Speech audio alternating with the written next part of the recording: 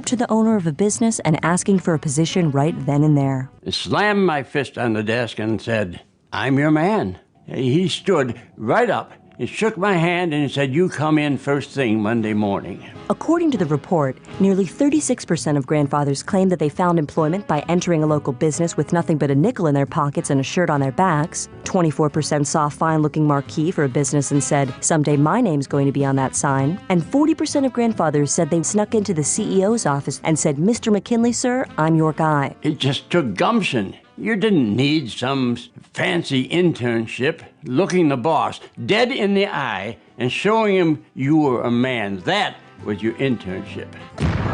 This is the Onion News Network.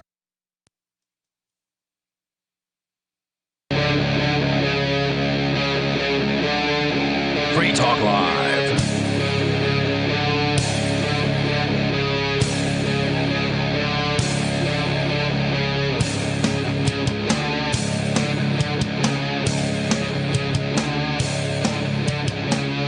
Hey, it's Free Talk Live. You're invited if you want to join us here. The number for you to dial in and take control of the airwaves is 603-283-6160. That's 603-283-6160. Joining you in the studio tonight, I'm Ian. Matt. And Joa. And, of course, you can bring up anything. We're going to go actually right into your phone calls here in just a moment. But coming up here tonight, New Hampshire, according to ABC News, that's where we do the show from, is the only state of all 50 states to actually refund COVID business fines. Thousands of dollars in fines That's phenomenal. Are going to be refunded to New Hampshire business people. Actually, I don't know what the total. Yeah, about $10,000. So they didn't hand out a lot of fines to begin with. Yeah, it sounded small. But they're all going back, and we can talk about that. Of course, your calls and thoughts welcome. When was the last time you heard about anything of that nature happening? Never. Ever. Well, I heard about Alaska, but they vetoed it. So they were going to refund, yeah. Right. There's a couple other states where they were going to, and it didn't work out. New Hampshire's the only state. 603-283-6160. We're going to go to your calls and thoughts first, though. And we got Gordon on the line. Gordon, you're on Free Talk Live, calling on our SIP lines. Hello there. Hey. I've been listening to you guys talking quite a bit about New Hampshire secession for the past week or so, and I am absolutely astonished that nobody has brought up the fact that there is a television show about a town in New Hampshire that declares independence from the United States. What is this? It's called The Republic of Sarah, and it's on the CW network, and you can actually stream it free on the CW app. Is it any good? It's not bad. I think the writers decided to sexy it up a little bit, so they added in a bunch of stuff that's not really related to the secession story. But is it fiction, or is this like a historical kind of drama? It's definitely fiction. It's set in the present day. Present day, okay. And there's a corporation that gets in bed with the state government and uses eminent domain to take over a bunch of land in this town for a mining operation. And the residents of the town make a discovery that apparently the land that they sit on was never formally claimed by the U.S. or Canada, and they've just been acting like a U.S. territory, so they declare their independence. Cool, a little bit like Liberland, where you've got over in, I think it was the Danube River, if I recall correctly, yes, between Serbia and Croatia. There's like a little spot which is sort of disputed territory. Technically, neither of the countries claims it supposedly, and there's a bunch of libertarians trying to build a libertarian paradise there. What I'm curious about is what kind of order they have, right? So, like, how are they functioning as a civil society? In Liberland or in the TV show? The TV show, because, that's probably where the propaganda is coming from, but I'm assuming that. Yeah, is it pro-secession, or is it like the writing, is it anti-secession? Well, the show is very pro-secession, but of course they have a lot of difficulties. Where does your energy come from? What happens when the countries around you decide to close their borders? Establishing diplomatic relations with the rest of the world. All of those things are addressed. But of course, in the most recent episodes, I think they've got 6 or 7 episodes that they've aired so far. In the most recent ones now, they're they're electing a representative democracy form of government and getting that set up. And they seem to be representing that that's obviously the way we have to go. But, I thought that's what people will think, of course, but maybe that's not so obvious. That was their first mistake. Yeah. Yeah. But I couldn't believe that a town in New Hampshire seceding from the Union, having its own TV show, and nobody has called Free Talk Live to talk about it. Well, I mean, we don't have enough callers to Free Talk Live, so thanks for making the attempt. Either that, or we don't have enough people who watch TV still. That's a good point as well. Hey, I got to ask you, Gordon, what did you find the setup process for SIP, which is the way you called in tonight? It's an internet method of calling the show, where you usually sound a lot better than if you're just on a plain old phone line. Was it difficult for you? Did you have trouble with it, or pretty easy? No, I tried a couple of my own things because we actually have a SIP line set up through my company, and so I had some of the SIP setup done on my phone anyway. I see. And so I experimented with that a little bit, but then I went back, cleared all of that out, and did it right according to the walkthrough that you have on the FTL blog there, and that works seamlessly. It's kind of intricate getting it set up, but once it's set up, it works very well. Indeed. Thank you, Gordon, for the call. Thanks for the heads up on the show. You said it was called Republic of Sarah? The Republic of Sarah, and it's on the CW. You can stream it free on their app.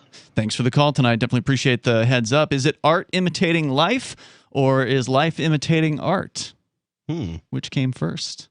I like the life imitating art thing more. Well, I mean, definitely this is a possibility, right, for up here. And in fact, we've had Dave Ridley calling in over the last week or so talking about secession. And his one concern was that it costs the state money to have a hearing. So every time there's a bill that's put forward, and there's like 800 to 1,000 bills every year in New Hampshire, it costs some amount of money for whatever bureaucrats, need to be in the state house and the power and the air conditioning or the heating or whatever to have this hearing. And somewhere Ridley had heard that it costs around 2,000 taxpayer dollars to hold just one of these hearings. Now, whether that's true or not, I don't know. Maybe he's taking the whole budget of the state house and dividing it by the number of bills. I'm not sure. I'm sure it's more than that too. Who knows? I don't know where that number comes from. I mean, the fact is they're meeting in that state house whether or not Bill A is filed versus Bill B. But regardless, that was his one concern. What was holding him back from moving forward with trying to get some sort of secession bill filed in the state legislature. He's not a legislator, but he wants to see New Hampshire exit the United States just as much as any of us, any of the rest of us. And he's one of the, I would say, biggest doers in New Hampshire. He's one of the longest. Yes. He moved here in 2004, I think. He's the reason I'm here. He's incredible. And he influenced me to move here. Actually, I've been following him probably longer than anybody else, any activist, actually. Yeah, because he's been here longer, and a great activist. He's ballsy in real life. He's willing to take risks, and he's willing to do things. And so very creative. Yeah. Aria and I said, look, if it's about money, I don't have a whole lot left in the bank account after the government raided this house and stole over $100,000 from the Shire Free Church. But I got a few grand, so I was like, I'll pitch in some cash for this. And Aria said she'd do the same. So we said, just between the two of us, without even asking anybody else for help, which we will eventually. We've got the amount covered. So now Ridley's super excited. Now he feels like he can do a thing that he hasn't been able to do before, which is reach out to state reps and ask them to put forward a secession bill this year. As in when the state reps file the bills, which is coming up, I believe August. There's a couple weeks window where they get a chance to file the bills that will be heard in 2022. And this has never happened before. And you're giving that money back? Well, that's the interesting thing was I thought what Dave wanted was us to cut a check to the state government, which I really don't want to do. But if it's something that is going to get Dave Ridley on the case on to be the key man on an issue, I'm willing to do it. Yeah. If that's the thing that was, making him feel like he couldn't do activism on this area, I'm like, all right, fine. Well, from what I heard is that you guys are going to be giving it back. And I'm going to be filming Well, right. So what Arya said was, well, can't we just give cash or gold backs or something back to the people directly? And Dave said he'd be fine with that. So I'm like, great, because that's way better to me. Like, I'd much rather have Arya out on the streets with a stack of $20 bills or gold backs or whatever, and handing money to your average taxpayer, instead of actually cutting a check to the state government. At least it'll be used to stimulate the economy, whereas the state would just be wasting it. Well, plus it gives you an opportunity to talk to people, right? I mean, somebody's going to listen to you if you're handing them a $20 bill, right? Sure. Like, hey, we want to know what you think about secession. $20 for your thoughts? Right, we'll pay you for it. So, all those details haven't gotten hammered out yet, but Ridley's already started talking to the state representatives. Very Now, nice. if they were New Hampshire gold bags, I'd feel better about it, because we're using something that we're trying to secede from. That's what I'm trying to convince her to do. She feels like that's going to be too difficult, and I'm like, that's not going to be hard to do. To hand out gold to people, not going to be hard at all. 603-283-6160. It's Free Talk Live. When Monster Hunter International discovers one of Isaac Newton's wardstones being auctioned off, they decide to steal it and use it to destroy the Chaos God once and for all. But a mysterious thief upends their plan, and it soon becomes a race against time as something much older and infinitely more evil awakens in the jungles of South America. Monster Hunter Bloodlines by New York Times bestselling author Larry Correia and Baen Books. Visit monsterhunternation.com for more. Are you tired of governments murdering people around the world? Stop using their money. There is an alternative. Bitcoin is a stateless, free market, non-political currency. Bitcoin cannot be inflated or controlled by any government. By using their money, you are helping the state. Stop doing it. You have an incredible alternative available now. Learn it, use it, spread it. Get started with Bitcoin at bitcoin.com. That's bitcoin.com. Do you feel like your nation, state, or community no longer holds your values? Have you dreamt of a place where people agree that liberty is important and are free to pursue their projects so long as they respect the property of others? There are many people just like you that are discovering freeprivatecities.com. Their social media links are at the upper right of the page at freeprivatecities.com. All skill levels will be needed when the first of the Free Private Cities opens. It's sooner than you think. Stop arguing and build. freeprivatecities.com. Some of you asked, and now we've delivered. LRN.FM's live Keene, New Hampshire studio shows are now streamed in HD on Twitch. Visit our channel at twitch.lrn.fm and give it a follow. If you have Amazon Prime, you get one free subscription on Twitch. If you use it on our channel, Twitch will give LRN.FM a monthly piece of your Prime subscription cost. So please watch, follow, share, and subscribe to twitch.lrn.fm. That's twitch.lrn.fm. We have some good news. The indictments against Ross Ulbricht in the District of Maryland were dismissed with prejudice, meaning they can never be refiled. This is especially good because those indictments contain the only charge ever made that Ross engaged in murder for hire. This was a serious allegation that Ross Ulbricht denies. It was never prosecuted or ruled on by a jury, but was trumpeted by the federal government and the media as if it were proven fact. The Maryland court held these indictments for almost 5 years, poisoning Ross's case and leaving him under a cloud of unproven allegations. As explained in Ross's appeal to the Supreme Court, the fact that the judge used these allegations to give Ross a draconian sentence of double life without parole violated his Sixth Amendment right to a jury trial. Judges are required to issue sentences based on convictions decided by a jury, not unproven allegations never even charged at trial. Although this is a positive development, the dropped indictment will not set Ross free. Now, a presidential pardon is Ross's only hope of freedom. Sign the petition at freeross.org. freeross.org. If you want to know the latest about Free Talk Live before we go on the air, all you need to decide is how you want it delivered. It's your choice. Visit news.freetalklive.com to receive our usually weekly news updates by email. Plus, we have a Twitter account at twitter.freetalklive.com, and you can follow us on the decentralized Mastodon platform at toot.freetalklive.com. So please follow us at toot.freetalklive.com and sign up for our emails at news.freetalklive.com. My name is Jacob Hornberger. I'm president of the Future of Freedom Foundation, which Congressman Ron Paul awarded for having an outstanding freedom website.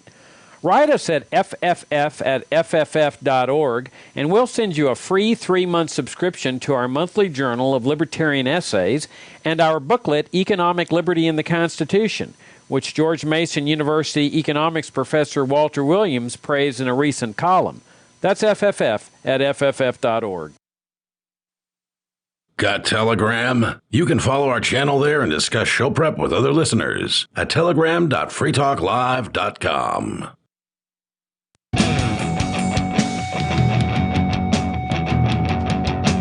Free Talk Live. The number 603-283-6160. That's 603-283-6160. Should you wish to call in via SIP, which is what we were just talking about a moment ago with Gordon, who is our first caller of the night. He's the second person to successfully call in with SIP, the first being TJ the Spy. Eventually, hopefully, I'll stop counting because it usually sounds really good. If you want to learn how to do it, it's a step-by-step process. It's going to take you probably 10 minutes, 15 minutes. You got to set up an account with a provider, and they're free. You got to download the app for your iPhone or your Android device, and you got to set it up. But, once you're done setting it up, it's boom, punch a button, and you're on the line with us, which is pretty sweet. And it sounds almost like you're sitting here in the studio, especially if you got a decent phone. You can go to sip.freetalklive.com. That's sip.freetalklive.com. It takes you to a thread on our forum with, again, just the step-by-step that you can go through. And if you have trouble, you can post there to that thread, and we'll see if we can help you with it. But check that out, or just call in like normal at 603-283-6160. It's Ian, Matt, and Joa in the studio here tonight. We just started out with Gordon calling in about a secession-oriented television program about here in New Hampshire, and I find that to be pretty interesting. And maybe other people in New Hampshire are watching that show, and they're thinking about it. Because I can tell you, when I've done secession outreach here in the Shire, it goes pretty well. I find that people are open to the idea of leaving the United States. As much as people might sort of on one hand feel patriotic towards the United States, like they probably like the flag and, they like the military or whatever, they also know that the U.S. government's corrupt as hell and that it's not going to get any smaller anytime soon. I think people are starting to realize that they were duped. It always has been corrupt as hell. Mm-hmm. And now they're starting to wake up to this like, I have a new assistant at my job, and I was talking to her the other day, just really as a meet and greet for the first time kind of thing over the phone. And we got talking, and it turns out she's got a lot of ideas that are pretty libertarian. And is she from here? She's from Washington State. Oh, okay. So, but it turns out that, I got onto the topic of cops, and she's like, well, these people hate the cops. I'm like, let me walk you through this real quick. So we did, and by the end of it, she's like, well, dang, I never really looked at it that way. So, everybody's seen the light. Most people, I think, have seen the light in the last year specifically, including her. And I think that now more than ever is a good time to start offering other solutions and decentralization and things like that. Because it's not a solution to say, oh, we'll throw the bums out in D.C. That never works. Yeah, I think it's time for 50 states to secede from the 50 states. Absolutely. But you got to have one go first. It's a monkey see, monkey do kind of thing. We'll go. Yeah, us first. That's right. Whether it's New Hampshire or Vermont or California or whichever one is, Hawaii, I think, has a secession movement. And, of course, they're one of the most recent states to join the union, so it might be easier for them to leave. But, it's high time that this happened. And the fact is, the more you talk about a thing, the more it becomes real in people's mind. Because at first, it seems unbelievable. But if you see it on a TV show, if you hear about it on the radio, right, if somebody at their workplace is talking about it, if it's being discussed more often and it starts to become like, well, maybe this isn't such a crazy I feel like idea. the mainstream picked on that this is a talking topic, and then they made a show about it. And so if that's the way it is, like, okay, let's start talking about it more. Yeah. Yeah. I don't know. I saw some numbers recently. I'm sorry I don't have them in front of me, but it was supposedly numbers from some kind of poll about Americans' interest in secession based on geography.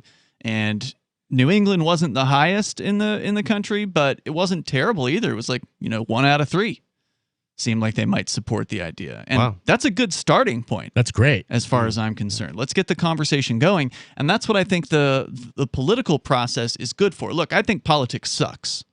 I think it's an inefficient method towards change, and it's frustrating, it's expensive, it's time-consuming, it's awful. Yeah. Anybody that's ever been involved in it for any amount of time knows how terrible it is. It could be very degrading. Oh God! You can say degrading, you can say frustrating, you can say all those things 10 times over because it's that bad. Yeah. Like using those words isn't really enough. Like it's those words on steroids is how bad Times and 10, frustrating and expensive and horrible and slow. It's just a drag. But the reality of it is a way to get some attention for an idea, and the fact is, people still believe in the state. I wish that we could end that. I wish we could end people's belief in the idea of the state, period. Not, any government. How about instead of like being a negative approach, how we could be like, convince people that they're individuals and make their own choices. And then you promote that, and then people are like, oh yeah, these people are telling me what to do over here. Why? I'm an individual. Like that's where we need to go. And I think pointing out that there are people trying to control you, trying to tell you what to do, is really going to motivate people as individuals. I hope so, but the fact is the psychopaths out there, the sociopaths who believe that they are the state, not just believe in the state, but believe they are the state, they're not going to be ignored. They're going to come to you with guns. They're going to raid your home. They're going to kidnap you, your loved ones. They're going to destroy your life if you don't, obey their diktats. And so something needs to change. Yes, and it needs to be changed quickly because this is not a free country. No, we cannot have 380 million people walking around thinking they're in a free country. At this do point, they think that though? I think they do. I don't know. I don't know. I don't think enough hear of them it anymore. No one talks about that anymore. I don't think they give it enough thought. I don't think it's like I was raised. They take it for granted. They take it for granted. It's just a colloquialism at this point. And they keep repeating it over and over. And I think they do the same thing in other countries. I think Russia talks. I heard Vladimir Putin the other day complaining about he was getting railroaded by a reporter in an interview, and he chided the guy on this doesn't look like free speech. So it's like free speech is obviously something that's talked about in other places. But when you and I, we were, Joe and Captain Kickass and Ario, we go on the radio and we're talking about freedom things, we catch heat for it. It's clear that we're being targeted. And this message is unpopular with some very centralized, powerful people. So when they have an apparatus that's allowed to chase people like us down with guns at will, then they do. So that should tell anybody that this is not a free country. You are not free. It's not just us they're attacking when they attack us. They're also attacking everybody in this country when they do that. Yeah. You could do like a social experiment, go into a crowd and just be like, start saying the Pledge of Allegiance. How many people are going to put their hands in their chest and cite it and take down your numbers? And like a lot of people, even though they're questioning their governments, they're still going to be doing this. So if they're indoctrinated, trained. yes, it's obedient, very obedient. They're not even thinking about it, right? Like, oh, somebody's putting their hand over their heart. They're chanting the thing that I was told to chant when I was a child every single day of my life in the government indoctrination camp. So, if we could actually secede, or rather when we secede, that'll be something that goes away. Right. That people won't do that anymore. And it's a fairly new thing. The Pledge of Allegiance hasn't always been. That's not an American late 1800s. Thing. Late 1800s. I mean, the country's already around for well over 100 years by the time somebody decided to throw that piece of crap into the schools and let everyone. What people don't realize is that Francis Bellamy, the guy who created it in 1989, he was a socialist. Yeah, he was essentially a Nazi that was promoting the same ideals. And I don't even want to go on my deals, but and then obedience, then further on, in 1951 is when they actually indoctrinated into the schools. So we got time for you if you want to join us here. 603-283-6160. You can bring up whatever you want. Also, I know, Joey, you want to talk about the gold back. You came prepared tonight. You've got the gold back folder. I didn't even know they had gold back folders, so I'm excited to see this. And we'll tell you about that, and what's going to be what's going to be money when you secede from the United States. Well, this is an option. It's Free Talk Live. Carl Watner, longtime proponent of a voluntary society, died last December. You may have seen his articles published on his website, voluntarist.com, in his newsletter, The Voluntarist, the Mises Institute, or elsewhere over the last 40 years. His newest book, I Must Speak Out, Volume 2, The Best of the Voluntarist, is now available via Liberty Under Attack Publications. This 430-page second volume spans the years of 2000 through 2020 and includes articles by Carl Watner, Ratner, Hans Hermann Hoppe, Carl Hess, Benjamin Tucker, George H. Smith, Lysander Spooner, Pete Eyre, Joyce Brand, and many others. I Must Speak Out is for the newly initiated, the veteran voluntarist, or anywhere in between. Buy the book now at libertyunderattack.com/voluntarist. For more great content on building a voluntary society and for Carl's extensive archives, check out voluntarist.com. From Feature Story News in Washington, I'm Giles Gibson. The Biden administration has sanctioned Cuba's defense minister and a special forces unit known as the Black Berets. The State Department says security forces in Cuba have been suppressing recent anti-government protests through, quotes, physical violence and intimidation. Our Washington correspondent Caroline Malone has more.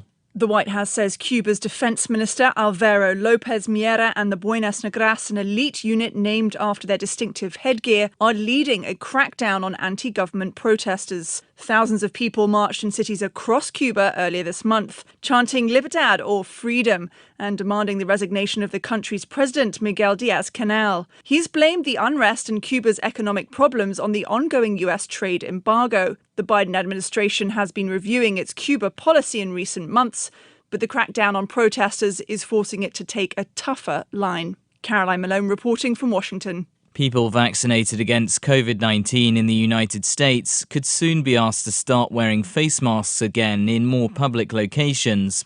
White House officials are said to be considering the move as new cases of the Delta variant spike across the country. Sarah Walton reports. The average number of new COVID-19 cases per day in the United States jumped by 55% in the last 7 days, according to data compiled by Johns Hopkins University. Experts say it's being driven by the more infectious Delta variant of the virus. New cases more than doubled in the state of Mississippi, where just 34% of people are fully vaccinated, one of the lowest vaccination rates in the country.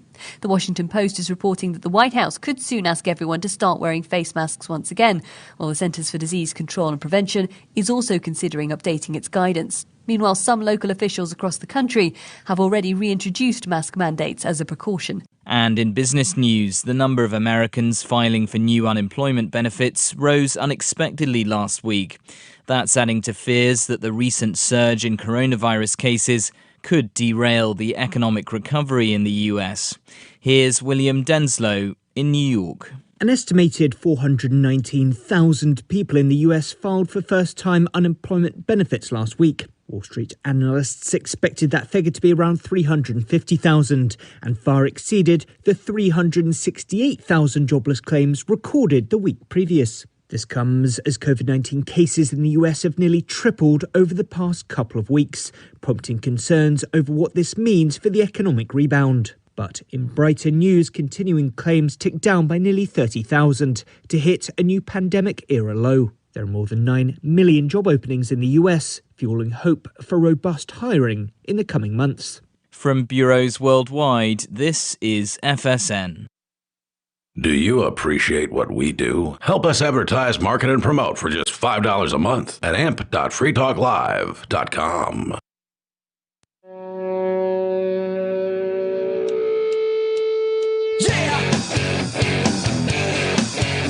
Yep, it's Free Talk Live. The number, if you want to join us here, it's 603-283-6160. That's 603-283-6160. And with you in the studio tonight, it's Ian. And Matt. And Joa. We've been talking about secession here, and we got other stuff, of course, on the way to discuss, including the Gold Bag, including New Hampshire being the only state of all 50 states to actually refund any fines that they assess against businesses during the COVID lockdown, crackdown, whatever you want to call it. Of course, plenty of states are still cracking down, but New Hampshire's giving back the fine money. As far as states go, I love this state. Yeah, I didn't see it coming. We can talk about all that here, but your calls and thoughts are welcome. We're going to go to WGOW listener Antonio. He's there in Chattanooga, Tennessee. Antonio, you're on Free Talk Live. Hey, guys. How are y'all doing today? Hey, what's on your mind? So I was calling because you guys talking about the Pledge of Allegiance and all that. It really reminds me of a story that, or an experience I had back when I was like in middle school that really just like kind of pisses me off every time I think about it now. All right. Well, see, because one time, every morning, he was just saying, we had to say the Pledge of Allegiance before school started, when we were in homeroom.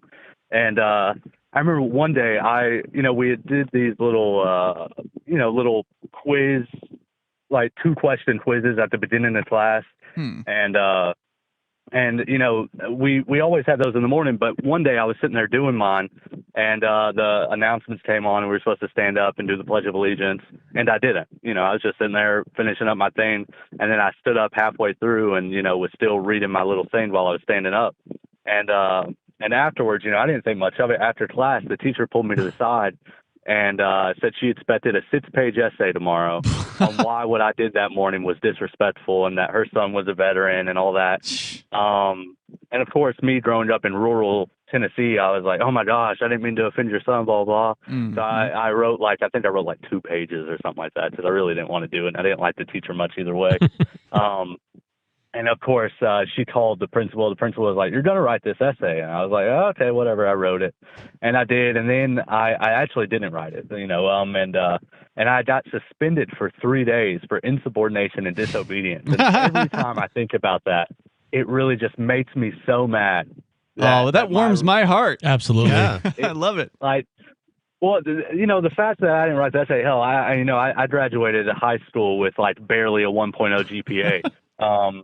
Some of the most intelligent people I know also graduated high school barely with a 1.0 GPA. I mean, I'll say this: our valedictorian, I know for a fact that he's not doing so well, and I know I graduated 396 of 398, and let's just say I'll probably retire in the next couple of years. So I mean, nice dude, and I'm not even 30, so it's nice job. Good for you. Sounds like you didn't get indoctrinated hard enough. To Well, be they tried. high up on the list there. And it sounds to me like you're talking about the 2-question quiz. It sounds like that might not have been a bad idea. It's a good thing to get kids, brains moving in the morning. Here, I have a couple questions to get you thinking for the day. And that's exactly what you were doing. You went to work on the 2 questions they gave you, and it got your brain moving, and you got stuck thinking about the 2 questions, which is good.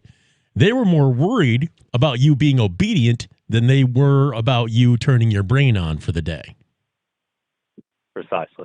Hey, Antonio, thanks for sharing that story with us tonight, man. I appreciate hearing from you. It sounds familiar to me. They didn't tell me to write an essay, but I also did not do the Pledge of Allegiance at some point in high school in one of my math classes, and they tried to do something to me, and I just didn't care.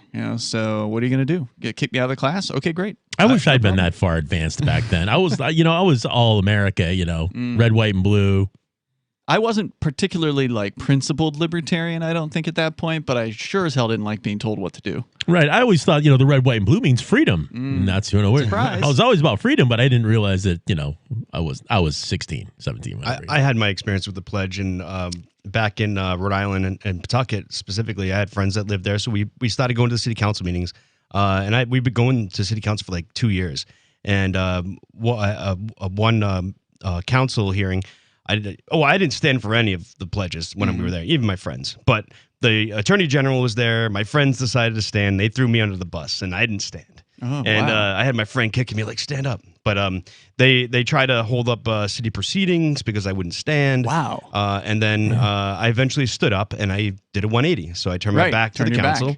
And, the mainstream news was, trying to catch me off guard and show up at my house and everything. Really? But I decided to, have an interview and talk about it in a public park where religious freedom was founded. Right. I explained to him that, this shouldn't be offensive. If anything, Supreme Court ruled that I can do this. Yeah. And it's your right. Yeah. To not speak. Yeah. Wow. Isn't that weird? I was expressing myself without doing anything, just sitting there. Actually, I was filming it, and I didn't want to stand up because my camera would have actually been I had to move my camera and stuff. So I filmed all the city council meetings. Thank you for your service. Oh, you're welcome. And it's also more powerful to do this as a group. I mean, for an individual to do it, you're up against the entire, it seems like everybody when you do it alone. But when you've got a group of people, it starts to change how people react to it. I mean, they're still going to be offended. They're going to be upset, but they're less likely to actually get in your face, right, if you're not alone when you do this. And you can see this in action also when standing for judges, or rather, in our case, not standing for them in courtrooms. One of my favorite experiences has to be if you're going into a court and which I don't know if courts even let you in these days because they started locking down last year, and I don't know if they've unlocked anywhere, but once in theory you can actually go into a court again. If you are going to stay seated for the judge, which is your religious right to do, it should be your freedom just generally to do, but certainly, my religious belief is no man is greater than another man, so I'm not going to stand for anybody else, whatever their robe or crown or whatever they're wearing. Always sit in that front row, because that way other people in the courtroom can see you not obeying. And that's just always, it's something to give people something to think about. But once you actually start to hit the numbers of people like we can do here in New Hampshire and have done in the past when there's a court hearing, we get people to come out to that hearing.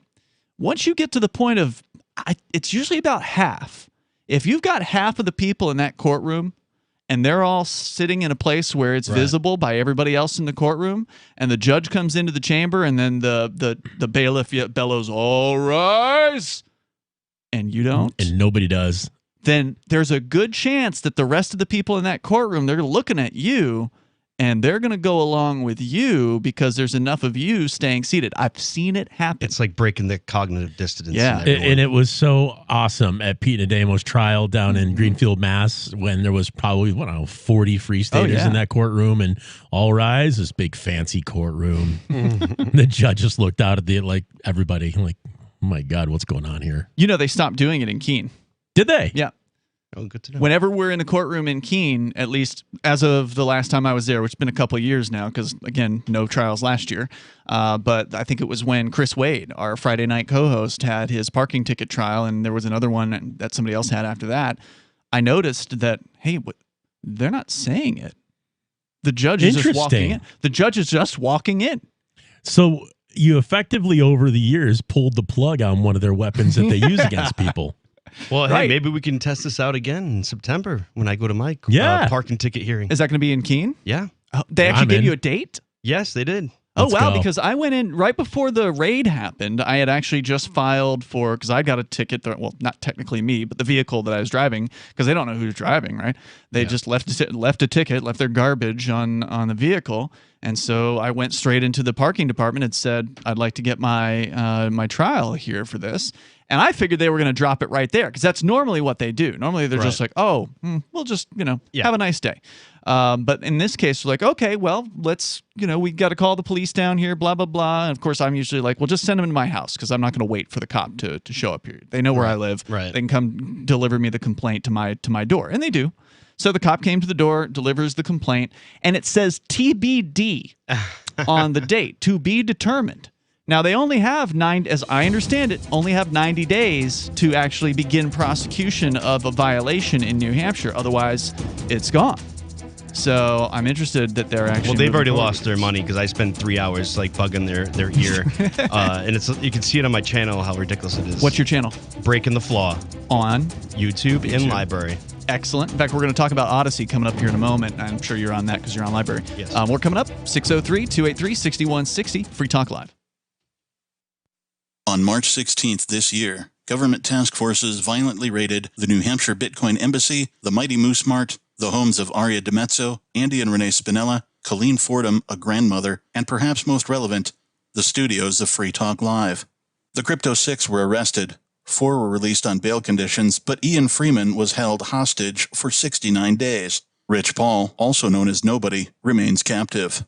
We've consulted attorneys who say no crime even appears to have been committed. But that didn't stop the Joint Thug Task Force from ripping out wires from our broadcast stacks, taking Free Talk Live off the air, resulting in a violation of our and your First Amendment rights. You can visit thecrypto6.com to help, but as importantly, contact other media and tell them about this outrage. This case is likely to set precedent for cryptocurrency use well into your future. Help our fight for liberty and financial freedom at thecrypto6.com. Is oral health important to you? If you don't like your own teeth, fresh breath, or kissing people, then by all means stop listening. Several years ago, I met Jessica Armand, founder and CEO of My Magic Mud, and I became passionate about the product that she created and never want to live without it. It's clinically proven to whiten teeth, but I find it does much more. They want you to love My Magic Mud as much as I do, so they're giving you a money-back guarantee plus 20% off. Go to mymagicmud.com and use coupon code FTL20 at checkout. mymagicmud.com, FTL20.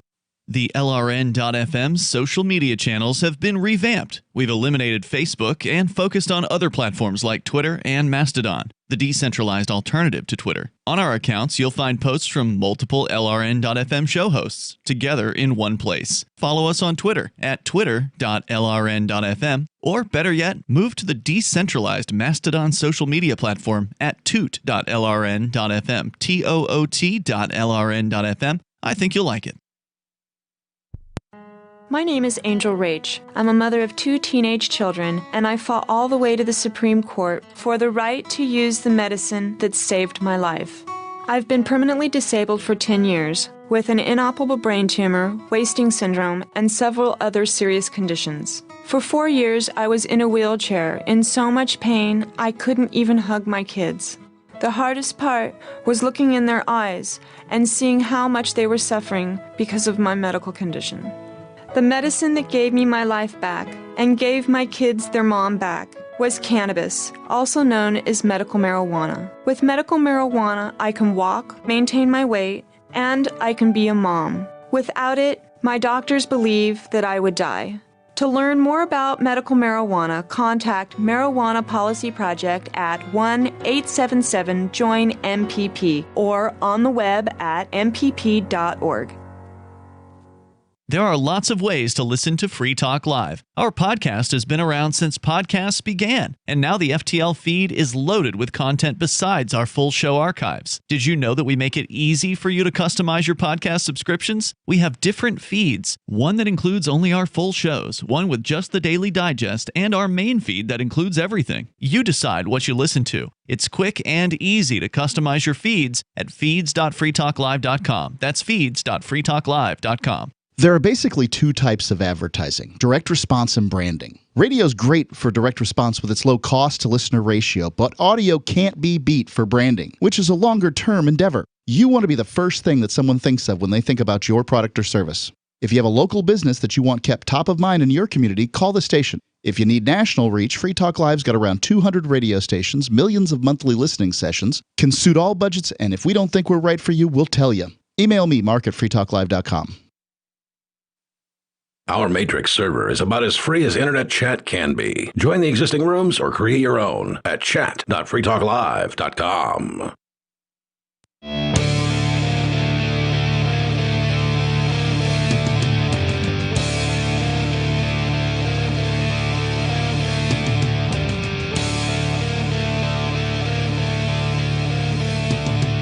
This is Free Talk Live, and the number if you want to reach us here, you can bring up whatever you want, 603-283-6160. That's 603-283-6160. With you in the studio tonight, it's Ian, Matt, and Joa. We're going to continue. Your calls and thoughts are welcome. Plus, I want you to know about Bitcoin.com.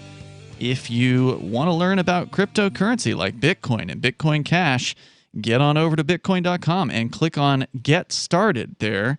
At the top of the page, and that's where you can learn about some stuff.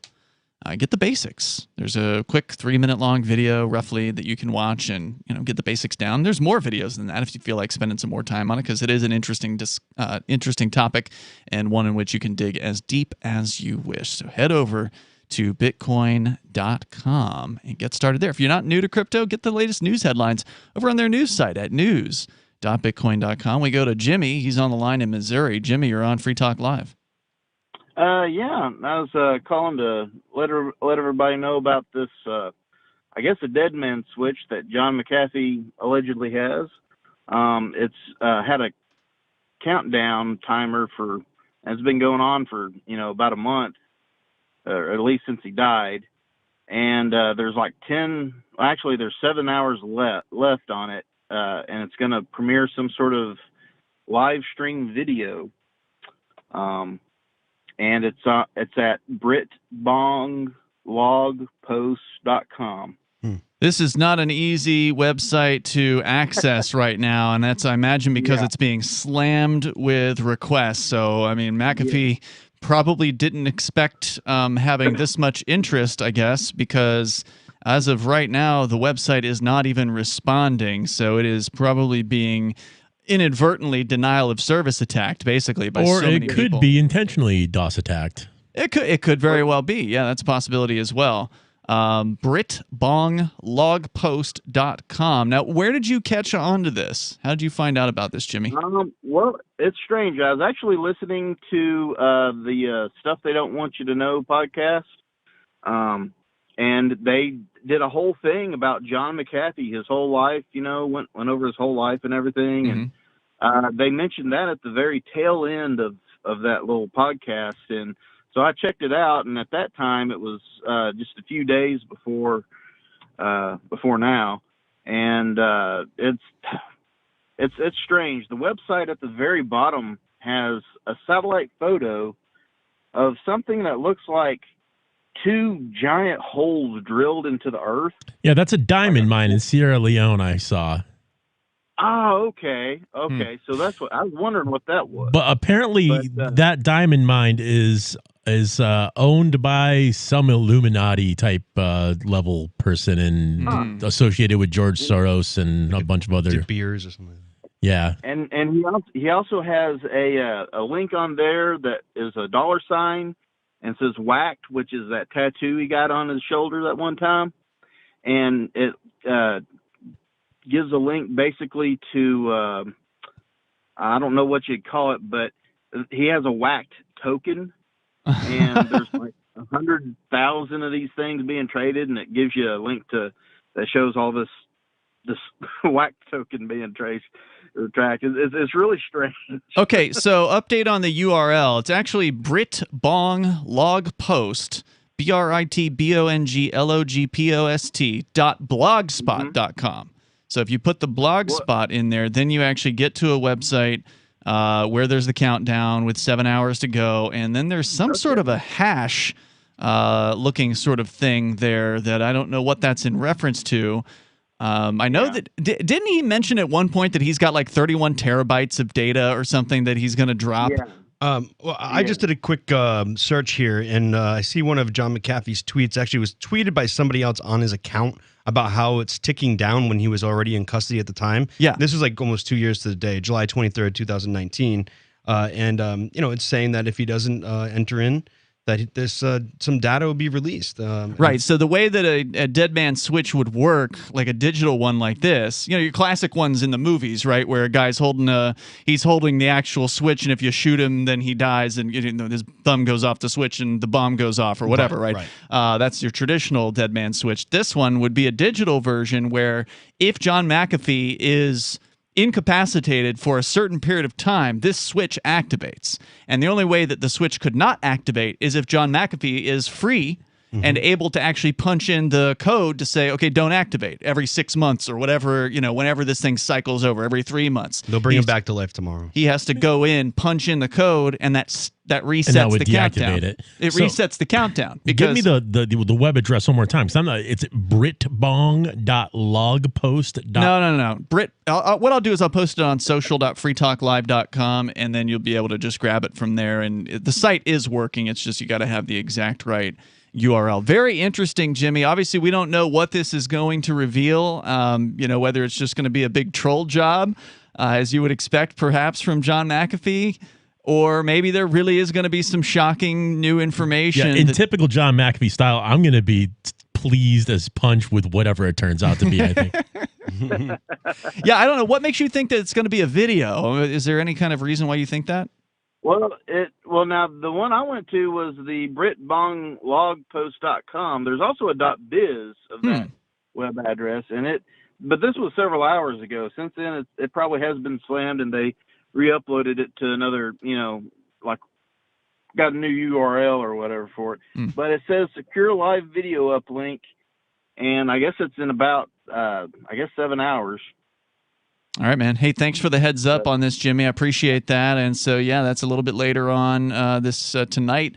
That would be in the overnight hours Eastern time. So check that out. We'll get the link for you over at social.freetalklive.com. If you're not signed up on our social media site, you don't have to be. You can still just go there and you can see the site and you can look around and see who's posting what. So you won't have to have an account to get this link. Well, less than a month ago, John McAfee updated it to 31 terabytes. So, where did you see that? This I see on Reddit, and it's referring to. And he's right, by the way. The BritBongLogPost.com also is working now, so it's kind of coming and going. And again, it's probably just because the website's just being slammed with people checking it out, hearing the news, etc.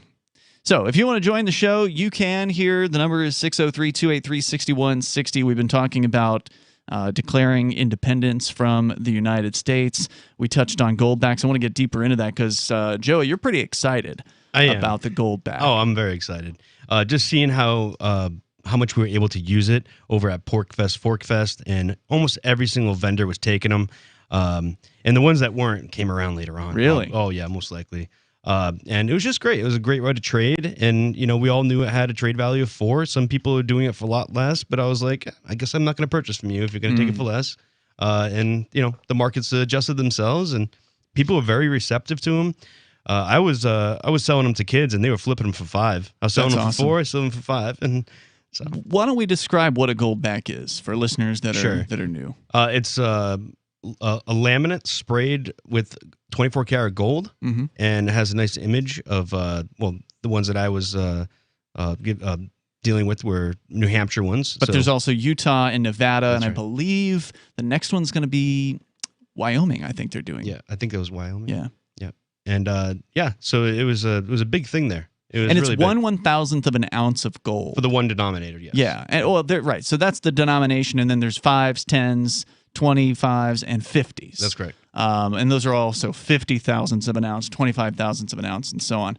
And if you think about it, 1/1000th of an ounce of gold is not a lot of gold. It's a speck. Right. Basically, you think about the size of an ounce of gold and then cut that into 1,000 pieces. And that's how much gold is in one of these gold bags. Right. And they go for, like you're saying, around $4 retail, depending on where. You can pay more. Obviously, people will pay more for it. But let's just call it at $4. And it's based on the price of gold, but also there's a manufacturing process that goes into play and makes this what would normally be a speck of gold that you would totally lose. If you just had a teeny little bit of gold, that's gonna fall in your, it's gonna fall out of your wallet. You're not even gonna try because you can't do anything with something that's small. You can't weigh it. If it wasn't on the laminate, it would just disappear in your fingers if you rubbed it together. Exactly. Yeah. So this makes gold useful. And it makes gold useful for the first time in generations, really. And forever, really, because the number one problem with using cryptocurrency, or not cryptocurrency, using precious metals as money, is that it's not really easily divisible. Correct. And this solves that problem. This is already divided. It's perfect. Yeah, it's an amazing product. I was a huge fan of it when I found it actually at Freedom Fest in 2019. I think Freedom Fest is actually happening right now out in South Dakota. So hello to anybody. There's a list. If you go to goldbacks.com, you can see a list of places that accept them. So check that out. Yeah, it's getting started, and I'm glad to hear that it was such a big deal at the Porcupine Freedom Festival this year. You want to share your thoughts with us? You can. And again, that website, goldback.com. You can check them out there. We got more on the way. Hour number 2 is coming up. This is Free Talk Live. After a devastating war, the alien visitors were driven back, and their willing human collaborators were left behind to face the music. When Emma Jean Anderson's ex-lover brings her from prison, Nathan Foster and his 14-year-old nephew Ben are tasked with bringing the pair to justice. An easy enough job until they discover something is inside Emma Jean, and the fate of the planet hangs in the balance. The Family Business by Mike Coopery from BaneBooks.com. Are you tired of governments around the world killing innocent people? Stop using their money. There is an alternative. Bitcoin is a stateless, free market, non-political currency. Bitcoin is money that cannot be inflated or controlled by any state. By continuing to use their money, you're perpetuating the killing. Stop doing it. You have an incredible alternative available to you now. Learn it, use it, spread it. Get started with Bitcoin at Bitcoin.com. It's Bitcoin.com. Looking for a great real estate investment? Consider New Hampshire, which is ground zero for the Liberty Movement. Your first call should be to Mark Worden from Porcupine Real Estate. He's more than just a real estate agent. He's your New Hampshire concierge. Where are the best places to live? Do you want farm, city, the burbs, or forest? Do you want a duplex or multifamily building so that renters pay your mortgage? There are homes in all price ranges in New Hampshire, and Mark can help with financing too. Invest in Liberty and property. Mark Worden can help. PorcupineRealEstate.com. What if you want to hear the latest episode of Free Talk Live, but all you have is your phone, you forgot to download our archive, and you have no data connection? You can call our Listen line at 641-793-0191. That's a long-distance number, so you may incur charges. If not, listen as long as you want. 641-793-0191. The Free Talk Live Listen line, 641-793-0191. You're listening to the live edition of Free Talk Live. Hour number 2 is next after the news here on the Liberty Radio Network at LRN.FM. From Feature Story News in Washington, I'm Giles Gibson. The Biden administration has sanctioned Cuba's defense minister and a special forces unit known as the Black Berets. The State Department says security forces in Cuba have been suppressing recent anti-government protests through, quotes, physical violence and intimidation. Our Washington correspondent Caroline Malone has more. The White House says Cuba's defense minister, Alvaro Lopez Miera, and the Buenas Negras, an elite unit named after their distinctive headgear, are leading a crackdown on anti-government protesters. Thousands of people marched in cities across Cuba earlier this month, chanting Libertad or freedom and demanding the resignation of the country's president, Miguel Diaz-Canel. He's blamed the unrest and Cuba's economic problems on the ongoing U.S. trade embargo. The Biden administration has been reviewing its Cuba policy in recent months, but the crackdown on protesters is forcing it to take a tougher line. Caroline Malone reporting from Washington. People vaccinated against COVID-19 in the United States could soon be asked to start wearing face masks again in more public locations. White House officials are said to be considering the move as new cases of the Delta variant spike across the country. Sarah Walton reports. The average number of new COVID-19 cases per day in the United States jumped by 55% in the last 7 days, according to data compiled by Johns Hopkins University. Experts say it's being driven by the more infectious Delta variant of the virus. New cases more than doubled in the state of Mississippi, where just 34% of people are fully vaccinated, one of the lowest vaccination rates in the country. The Washington Post is reporting that the White House could soon ask everyone to start wearing face masks once again, while the Centers for Disease Control and Prevention is also considering updating its guidance. Meanwhile, some local officials across the country have already reintroduced mask mandates as a precaution. And in business news, the number of Americans filing for new unemployment benefits rose unexpectedly last week. That's adding to fears that the recent surge in coronavirus cases could derail the economic recovery in the US.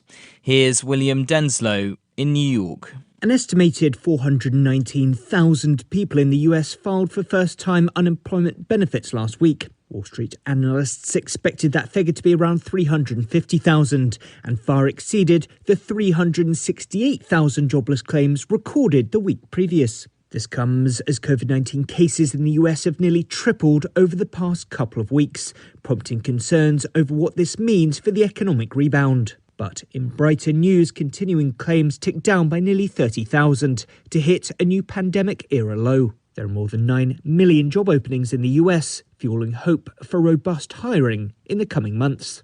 From bureaus worldwide, this is FSN. With FSN Spotlight, I'm Simon Marks. Today, the efforts by President Emmanuel Macron to force people in France to get vaccinated against COVID-19. He is going further than any other leader of a liberal democracy to warn French citizens that they have responsibilities if they want to continue enjoying the fruits of the country's liberties. And principal among them is getting vaccinated. As of yesterday, no one in France can enter a museum or a cinema unless they have proof of vaccination or a negative COVID test. Next month, restaurants and cafes will be similarly regulated. Catherine Hill is an epidemiologist with the Gustave Roussy Institute in Paris. It's leading many people to get appointment to get vaccinated, and we are seeing the proportion of people that are vaccinated increasing every day, which is very good. And another good news is among the 18,000 positive tests found yesterday, I think, people with positive tests yesterday, 96% were unvaccinated. So the virus is circulating among the unvaccinated. And this is another incentive for the people to go and get vaccinated. And they're getting the message, which is good. There have been protests by people complaining that the president's actions are inhibiting personal freedoms. And it remains to be seen just how seriously the government plans to implement the tough love approach. With FSN Spotlight, I'm Simon Marks. And the main news again. The Biden administration has sanctioned Cuba's defense minister after a crackdown on anti-government protesters. People vaccinated against COVID-19 in the United States could soon be asked to start wearing face masks again in more public locations. And in business news, the number of Americans filing for new unemployment benefits rose unexpectedly last week. And that's the latest from Feature Story News. Giles Gibson reporting. This is the Onion Week in Review. According to friends, colleagues, and complete strangers, anxiety-ridden man Timothy Gibula is rightly ashamed of every single thing he does, with mere acquaintances saying they're constantly judging Gibula at every moment, just as he suspects. Tim's the kind of guy who's forever second-guessing his behavior, as if everyone's constantly scrutinizing him, and he's completely correct. We all are. We can spend entire afternoons picking apart Tim's taste in clothing and his receding hairline. It's honestly all we do when he's not around. Anytime he awkwardly says excuse me when he's waiting in line for milk or sugar, anytime he fails to make eye contact with me when he asks me for the Wi-Fi password. Not only do I notice these things, but I use them to judge him fundamentally as a human being. A 3-alarm fire that tore through a family home in Newark, Delaware early Saturday morning tragically claimed a half sleeve of Oreo cookies that were trapped inside a cupboard. At the time of the blaze, the residence was occupied by Mike and Sheila Donlan, their 3 young children, and 6 delicious chocolate sandwich cookies, all half dozen of which perished in the intense heat and towering flames.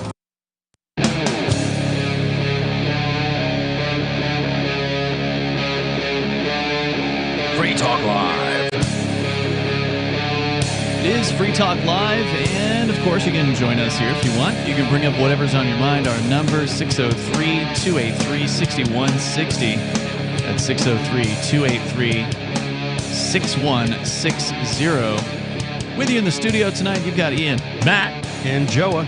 We're talking about, well, actually a caller called in and brought up this John McAfee dead man's switch, or alleged dead man's switch, that is currently counting down less than 7 hours now at confusingly named website britbonglogpost.com. You can go to social.freetalklive.com and you can see the Free Talk Live profile. I posted a link to the site. What is this going to mean? What will it be about? Well, Matt, you said the photograph on the website is apparently from, was it a diamond mine? Yeah, it's a diamond mine in Sierra Leone that's owned by some big shots in the world, some big, nefarious supervillain types. Yeah, so what that will have to do, if anything, with what will be revealed is not clear, and maybe things will be made more clear sometime in the overnight hours here tonight. But for right now, that's your update on that. We were talking about the Goldback, the 1/1000th of an ounce, beautiful piece of artwork, basically, that can be traded and exchanged for goods and services. And the folks over at Goldback.com have been doing this for almost 2 years now. It came out originally in like October of 2019. It was Utah that came first. Nevada came after that. New Hampshire was the third state, so the first state on the eastern seaboard. And I brought a bunch of these things to the Porcupine Freedom Festival last year, and Fork Fest as well, and I had no problem spending these things. In fact, I spent every meal that I ate in a 2-week-long period, I paid for with Goldbacks. Normally, I go to these events and I pay with crypto. I didn't pay with crypto once. Yeah, I got a bunch of them from you. Yeah, because I was buying with Goldbacks, and I also had no issue getting vendors who had never seen it before. Now, you knew what it was, Matt, but the average vendor, was their first time hearing about and or seeing the Goldback, and they were excited and interested in taking it. And Joey, you said that the vendors this year were similarly interested, and the few that didn't initially changed their minds. Yeah, especially since crypto was kind of low and people were holding or hodling, and they didn't want to use their crypto. So they found an alternative, and there you go, Goldbacks. Look at that. And you got excited enough to where you apparently went around to local businesses in the area, or at least Yes, one, right? yeah. Tell us the story there. So if you go to Lancaster House of Pizza, they will take Goldbacks there. A few people were bugging them to take Goldbacks for a bit, and then the guy who's that had the booth there at PorkFest. Right, because they actually sent somebody from Utah. He drove apparently out here. Yeah. And was there one guy or did more than It one? was two guys, yeah. Two guys. Yeah. So a team of guys from Goldback.com Yeah, came one was out. a sales guy, the other was their general counsel. Oh, cool. Yeah. And they made a personal appearance, stayed there the whole week, right? And Yeah, talked well, to yeah. people, set up a table, that sort of thing. Got the word out about the New Hampshire Goldback. So go ahead. And they found that this crowd was very receptive to it, and they want to continue to do business here in New Hampshire with these people. I guess us, with this community. Yeah, well, the Liberty community. I mean, when I saw these things at Freedom Fest in 2019, it was the first year I've ever been. Actually, the only year I've ever been to Freedom Fest, because I don't want to travel with all the stupid COVID rules right now. But it's happening right now. Actually, it's out in South Dakota this year. Normally, it was in Vegas. So the year I went, it was in Vegas. And this guy comes around to, we're sitting there at the Free Talk Live booth and see this guy. He's got these things, these Goldbacks. I'm like, oh my God, these things are amazing. And at the time, he only had 1s and 5s. They hadn't even made the rest of the line yet. And of course, I interviewed him on the air and talked to him about it, and asked him about what does he know about the Liberty Dollar, which of course was sort of a predecessor in a way to the Goldback. Somebody that was in the freedom community trying to get silver to be useful in the past. He got raided, and so I'm like, well, what are you guys doing to be different? Because obviously, I don't want you to suffer the same fate. And he's like, oh yeah, we know all about what happened to the Liberty Dollar, and that's why it doesn't use terms like dollar. Right. It doesn't use coin and other words that get the federal government all in a tizzy. So it's a very precisely designed piece of artwork. Yes. That has, as you said, it's got a very small amount of gold in it, 1/1000th of an ounce. That's the base level Goldback, and it seems to be working great. Like, nobody's gotten raided. There's been no legal issues so far with this thing, and I think it's brilliant. I don't think even the guys from Goldback, like when they came to PorkFest, I don't think they realized the reception that they were going to get here. They knew it was going to be good. They knew that there was a market here, but I think they walked away understanding us in a whole different way than they did before. And if you don't understand the idea of the Goldback at home, if you think about the number one way, if you wanted to enslave an entire world, what you would do would be to issue their money and control its value. When you decentralize that in any way, which is why we were so early on board with cryptocurrency, Bitcoin, 2010, 2011, people were trading Bitcoin in New Hampshire. And now we're also adopting Goldback, and we'll do cryptocurrencies. If the people who are trying to control the world and control every one of our lives want to continue to do that, they're going to have to bring something to market that competes. Yeah, I can see, the government can only really control this in the sense that they can shut down the grid. Right, when it comes to crypto, you can't shut down Goldbacks. They're in your pocket, So you're holding tangible currency in your hand, and when people see that shiny gold, they want it. They talk about it. Yeah, they have questions. They're curious. They understand right away that this is gold. This is precious. Yeah, Versus and it has crypto really can be nice confusing. artwork too. They have great art pieces on Beautiful. each bill. Beautiful. Really well done. It's very Yeah. super professional. Really nice. For a while, when I was trading the Goldbacks, people were just kind of awe and inspired by them, and they probably would put them away, right? Like the larger denominators now versus the ones, and so it seems like they might be framing those few, which is creating scarcity. Thank you, but we can go further with this, and when you buy some Goldbacks, crumple them up in your hand. Crumple them up. No, don't. Yes, crumple them up. I did that. Actually, the first one I got was from a good friend of mine, and it was all scratched up, crumpled up, and I'm like, what is this? And I was like, oh, this makes me want to trade it.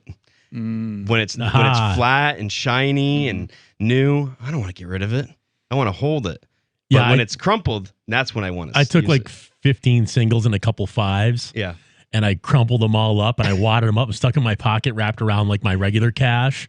And I walked around with them in my pocket for a couple of weeks. I just really want to see how they hold up. out. Yeah. And they did great. They were tough. Ian's got this look right now of why?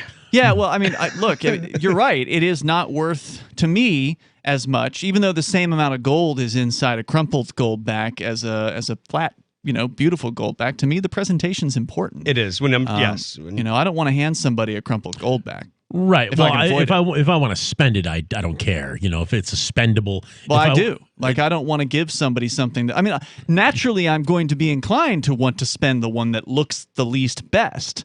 But at the same time, I also want people to be impressed with it and not be like, what's this? Yeah, we're still in the marketing stages of that, though. Like, we're trying to get people to think that this, know how important this is. So I see where you're coming from. You want it to look good when it hits people for the first time. Absolutely.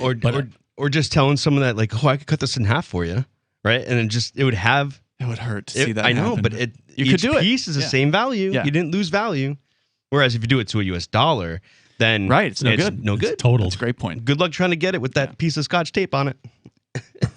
Check out goldback.com. They got a cool news section on their website with all kinds of useful information about what's going on with the Goldback. I guess there's actually some published numbers now, in case you were curious of how many Goldbacks they actually printed in 2019 and 2020. They've actually published those numbers, which is pretty cool. They've even got apparently a Goldback newsletter now that came out while I was in jail. I had no idea. Nice. So you can find out what's going on with these folks. They've got cool stuff, and these things are getting. They're so busy at Goldback. They're backed up with orders.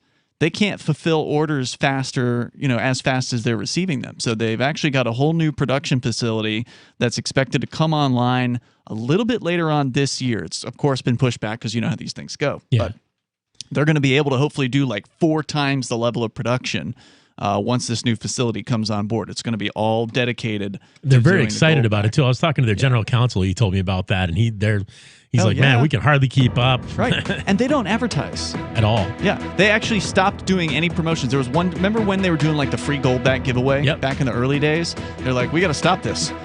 We can't handle these orders. Oh, word of mouth works. Yeah, it really is, especially when you have a good product. And this is.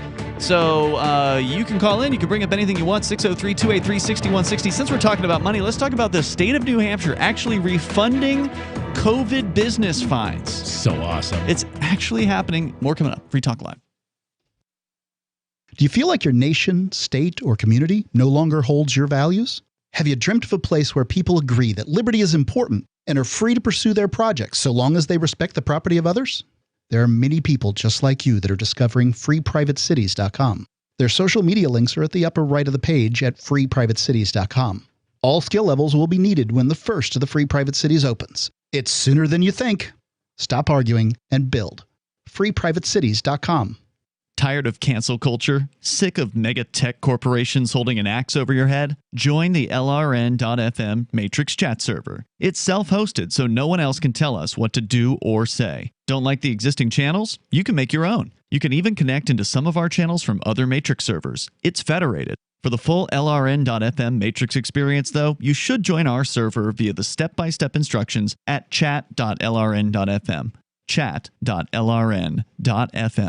When a lunar observatory detects a radio broadcast originating from Proxima Centauri, the nations of Earth discover their first contact with an alien race may also be their last. With the Proximans facing an extinction-level disaster, Earth must choose between sending a ship on a multi-year journey or allowing nature to take its course. Saving Proxima, a hard science fiction thriller by Travis S. Taylor and Les Johnson from BaneBooks.com. Are you tired of governments murdering people around the world? Stop using their money. There is an alternative. Bitcoin is a stateless, free market, non-political currency. Bitcoin cannot be inflated or controlled by any government. By using their money, you are helping the state. Stop doing it! You have an incredible alternative available now. Learn it, use it, spread it. Get started with Bitcoin at bitcoin.com. That's bitcoin.com. Why did you move to the Shire? I moved here to the Shire because there's other people around who take liberty just as seriously as I do. I moved to the Shire because I saw videos of people challenging authority and thought that I could get support myself. It called to me, like, do this, right now. I wanted to be around people like me who got it, and once I got here, I knew there was nowhere else that I wanted to be. I've always wanted to change the world, so I moved to the Shire to join people who were actually working towards doing the same thing. The people here are awesome, loving, and positive. It was for the adventure and for the feeling of something important is happening here. And I just wanted to come to sort of be part of that. Visit ShireSociety.com to read and sign the Shire Society Declaration and learn the reasons why, if you love liberty, you should immigrate to the Shire. Plus, connect with others via the forum at ShireSociety.com. That's ShireSociety.com. Some of you asked, and now we've delivered. LRN.FM's live Keene, New Hampshire studio shows are now streamed in HD on Twitch. Visit our channel at twitch.lrn.fm and give it a follow. If you have Amazon Prime, you get 1 free subscription on Twitch. If you use it on our channel, Twitch will give LRN.FM a monthly piece of your Prime subscription cost. So please watch, follow, share, and subscribe to twitch.lrn.fm. That's twitch.lrn.fm. So you've signed the Shire Society Declaration and are planning your move to New Hampshire to be around more liberty-oriented people. Next, sign up for the Shire Society Forum at forum.shiresociety.com. There are a bunch of people there who are already in the Shire, and they want to meet you. If you're already in the Shire physically, you should also come by the forums. Remember, not everyone uses Facebook. New people are signing up for the Shire Society Forum every month, so drop in and say hello at forum.shiresociety.com. You can stick it to the man and big tech. Join our FTL social mastodon at social.freetalklive.com.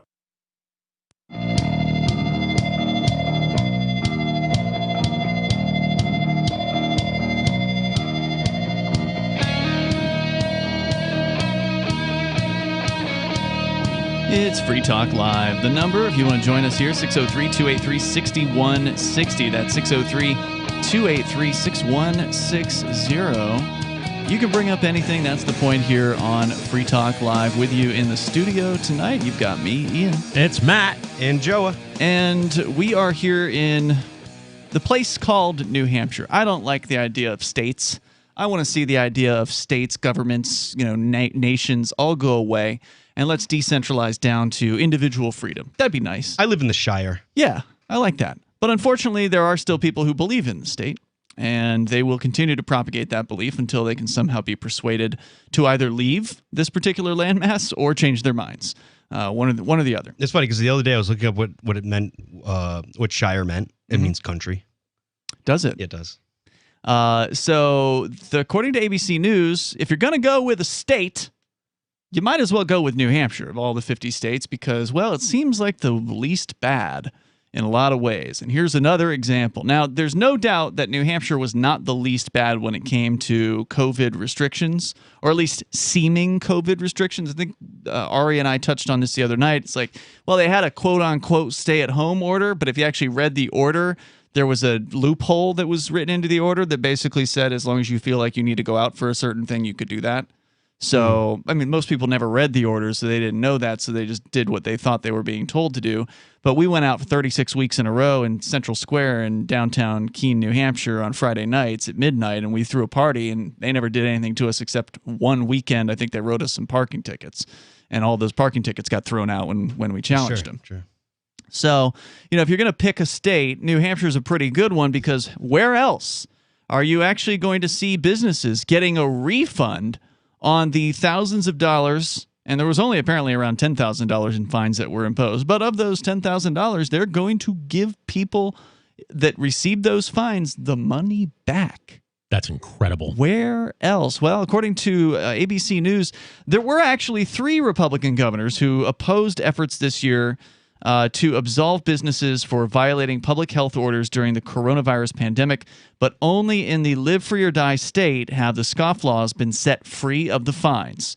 In March, Arkansas Governor Asa Hutchinson vetoed legislation requiring the state to refund about $38,000 in fines imposed on businesses for violating coronavirus safety rules, and a subsequent effort to override the veto failed. So the state legislature wanted to do that in Arkansas, but the governor wouldn't let them. Quote, "The only message sent by this bill is that the rule of law does not matter," said Hutchinson, who, wasn't he like a federal government goon during the Bush administration? Probably. I recognize that name. In a letter to legislative leaders, quote, "It is an affront to those citizens who diligently followed health and safety directives to protect themselves and their fellow Arkansans." he said. On July 1st, Ohio Governor Mike DeWine likewise pushed back against fellow GOP lawmakers when he vetoed a budget provision that would have stopped disciplinary action against such businesses and would have resulted in about $100,000 in refunds. At the time, DeWine said, quote, "To say to them there's no consequences for what you did, that would simply not be right. It would send a horrible, horrible, horrible message. 3 horribles." That's how bad the message would be. And New Hampshire Governor Chris Sununu was equally blunt back in March when lawmakers were considering a similar bill.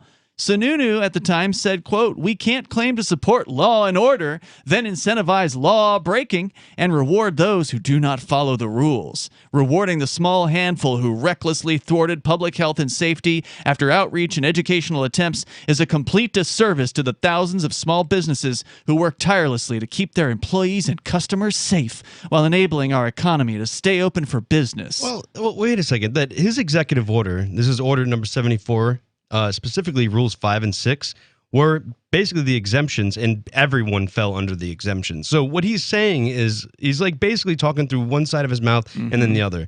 And he said directly to me when he did a tree tapping ceremony for maple trees, whatever, he said to me, "Oh, you should just follow the law."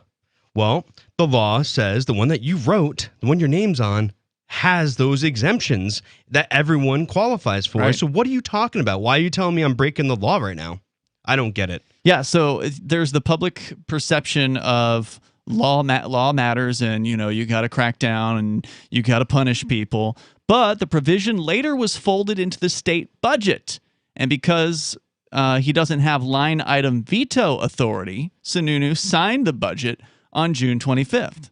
Now, we touched on the budget here on Free Talk Live because there are a bunch of free staters who are in the state legislature.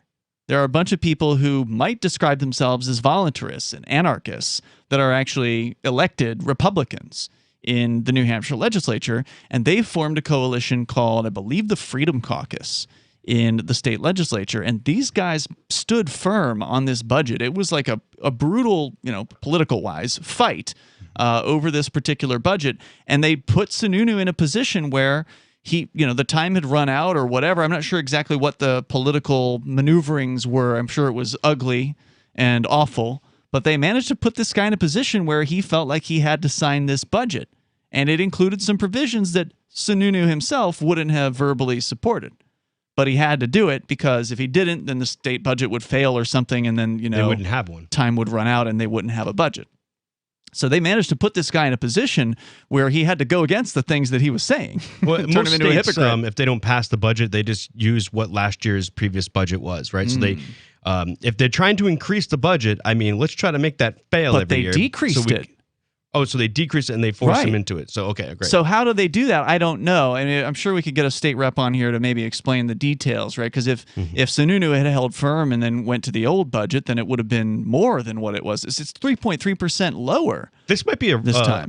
like historical. I don't think there's a state that has reduced budget. That's a question I asked on the air. I said it may have happened at some point, but what about this year, given COVID, given all the emergencies, et cetera, And et what cetera? about the inflation? It seems like they'd have to increase the number just because of inflation that. went up. Yeah, that's a great point. But New Hampshire's is 3.3% lower, I presume, than the previous year. And I mean, that alone is a tremendous accomplishment. In fact, the Free Staters did that back in 2011 as well. So it's actually not even the first time in the last 15 years. It's actually happened before. Now, it's only happened twice in a decade or whatever, or once every 10 years roughly. But it's still more than any other state that I've heard of. And I asked the question on the air, and no one has yet answered it.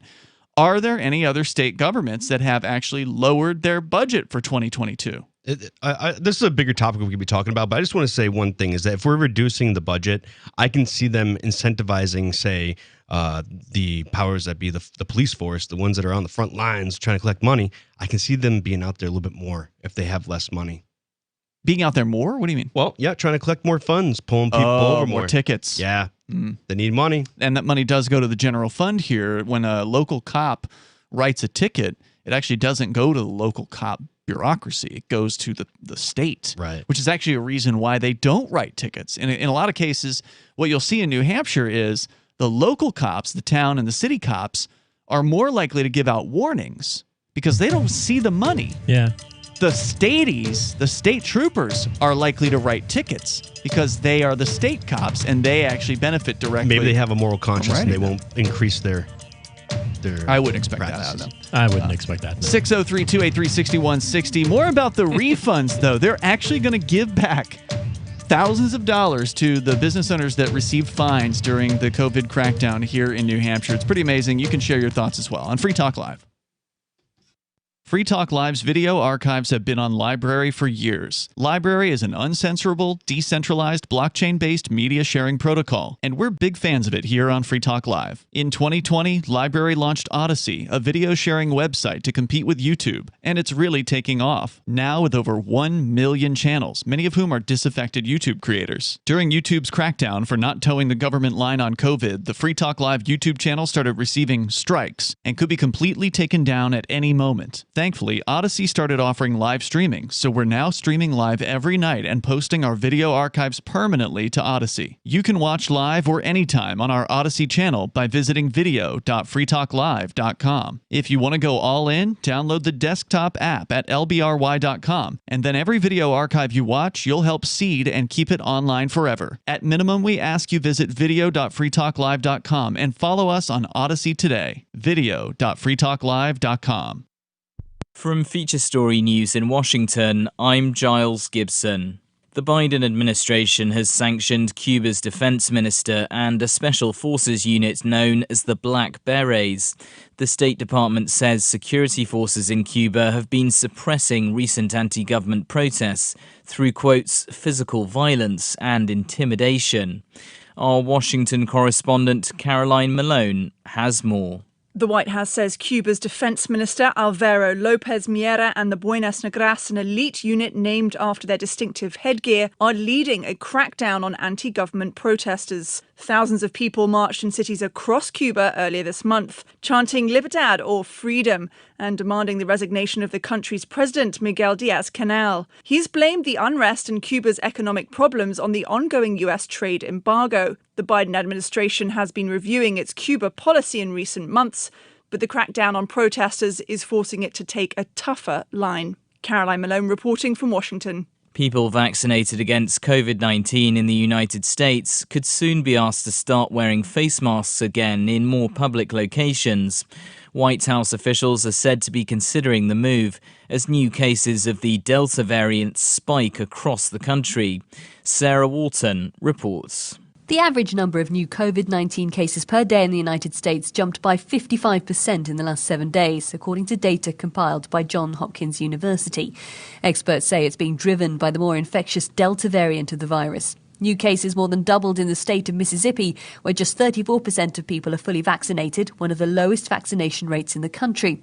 The Washington Post is reporting that the White House could soon ask everyone to start wearing face masks once again, while the Centers for Disease Control and Prevention is also considering updating its guidance. Meanwhile, some local officials across the country have already reintroduced mask mandates as a precaution. And in business news, the number of Americans filing for new unemployment benefits rose unexpectedly last week.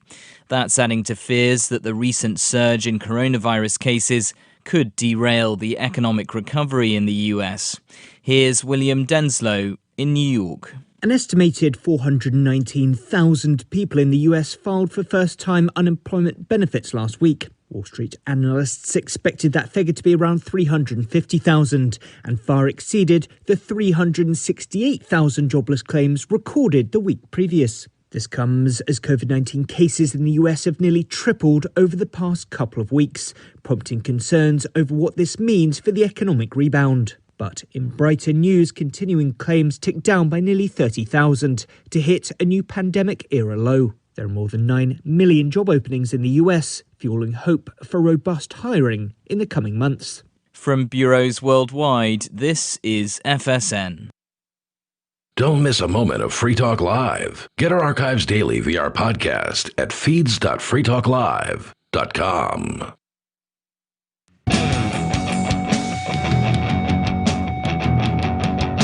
It's Free Talk Live. Phones are open for you if you want to join us here. 603-283-6160. That's 603-283-6160. New Hampshire state government actually refunding the fines that they handed out over the last year during COVID. And this is against what the governor wants, but it's happening anyway. So tough. And it's not happening anywhere else. It's the only state, according to ABC News. There were a couple of other states that tried to do this, but were vetoed by the Republican governors in their states. But New Hampshire doesn't have a line item veto. So the liberty-loving reps here in New Hampshire put this thing into the state budget. And that means the money's going back. Thank you for your service. Yeah, pretty amazing stuff. We'll talk more about that here in the studio tonight. By the way, it's Ian, Matt, Joa. And I want to make sure you know about our Odyssey channel. Now, we've been on LBRY for years. Now, LBRY is an uncensorable, decentralized, blockchain-based media sharing protocol, and we're big fans of it here on Free Talk Live. In fact, we've been on LBRY since it was called LBRY, but they recently kind of did a rebrand, or they sort of launched a different website. They launched a site called Odyssey, and it's spelled funny. If you go to video.freetalklive.com, it'll take you right to our channel on Odyssey. Basically, they're competing with YouTube. They've got this decentralized video sharing site, and it's amazing. It's really taken off. There's over 1 million channels apparently already on Odyssey, which is awesome. Amazing. A lot of these people, like you mentioned, Joe, Breaking the Flaw, that's your channel. Yes, thank you. You started on YouTube, but you found out about Odyssey and LBRY, and you made the move over there. You're still on YouTube, but they can pull your channel down anytime they want. Well, they kind of already did that in a shadow way, you know. Oh, really? Yeah, I got reduction in views. Like your crazy. searches are reduced, that kind of thing. Yeah, and so they can take you down completely if they want to as well. And they've certainly threatened the Free Talk Live channel. We're sitting with 2 strikes right now, so that could go away anytime. But it's scary how much control the technocracy has yeah. over like media. Well, they're talking now. If you get banned from one social media, you get banned from them all. Why not? That's what they did to Donald Trump earlier this year. Mm-hmm. Yeah. So we've been on LBRY as well for years, and they've got a cool program called the YouTube Partner Program, where anybody with a YouTube channel now they actually make it so when you sign up at Odyssey, they ask you if you have a YouTube channel, and they'll just hey, ingest your YouTube channel. We'll just take the whole thing in. Yeah. We'll take all the videos from your YouTube, suck them into the LBRY Odyssey system, and then every new video you post to your YouTube automatically gets sent over. You don't have to do anything. You have to lift a finger once you get this thing set up, sent over there. I actually, this week, though, I emailed Odyssey. They got a great help staff. They're really responsive. They usually respond same day. And I said, hey, can you disconnect the YouTube link? Because at this point, I'm sick of uploading anything to YouTube. On the Free Keen YouTube channel, which has 20,000 subscribers. I mean, it's been a decade plus that I've been building that channel up.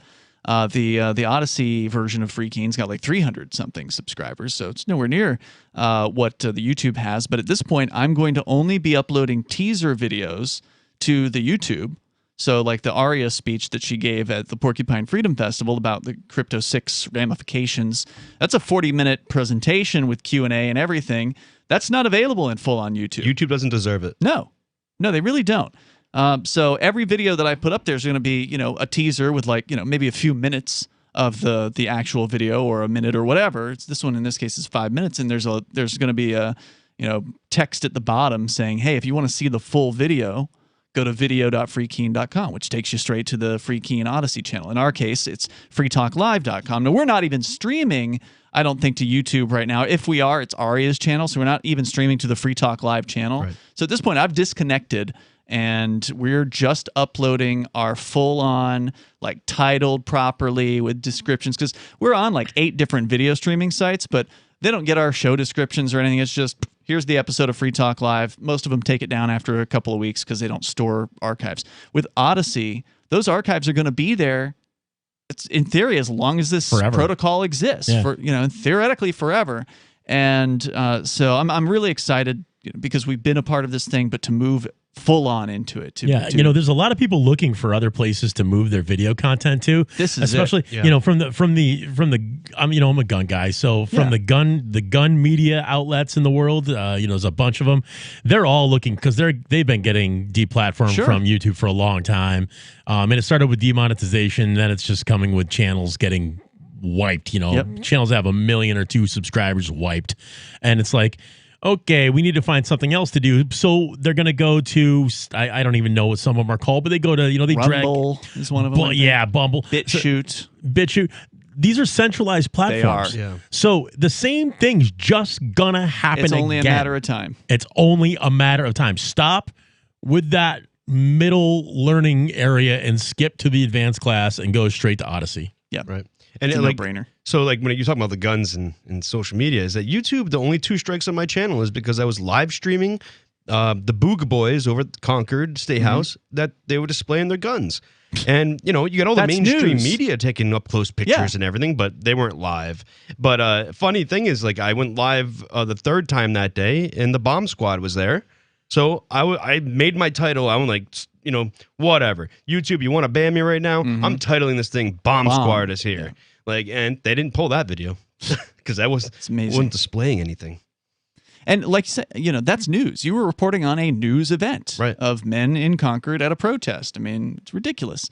In fact, the way the media was behaving with these guns around was absolutely ridiculous. I was at that event, and like they got out their guns and were, showing off what they had, basically. I mean, not doing anything crazy or anything like that, but just they had a gun, and most of the media was from Massachusetts. So they're like, "Oh my God, guns!" And this one guy from the media like lays down on the pavement and starts snapping like 100 photos, getting an extreme close up. And the way they were behaving, they were like, like starved lions tearing it at meat. It was amazing to watch what the media was doing. Well, they really are disgusting animals at the end of the day. So. Unlike other media, this guy is open carrying now while he does his videos. So the first. I don't want to say the first, but like another journalist out there open carrying. Let's see if that catches on. I don't know. Check him out over at Breaking the Flaw on Odyssey. Again, you can go visit our Odyssey channel at video.freetalklive.com and then just type in Breaking the Flaw in the search and it should come right up. Thank you, Ian. Yeah, man. Let's go to Domster. He's on the line in Ohio. You're on Free Talk Live. Domster. Hey, guys. I hope you're doing well. I want to share some big personal news with you guys. All right. Just this week, I accepted a new position that's remote, and I handed in my notice this week to my current employer, and I plan on making the move to New Hampshire in the next few months. Come home, man! Wow. Congratulations! I'm so excited.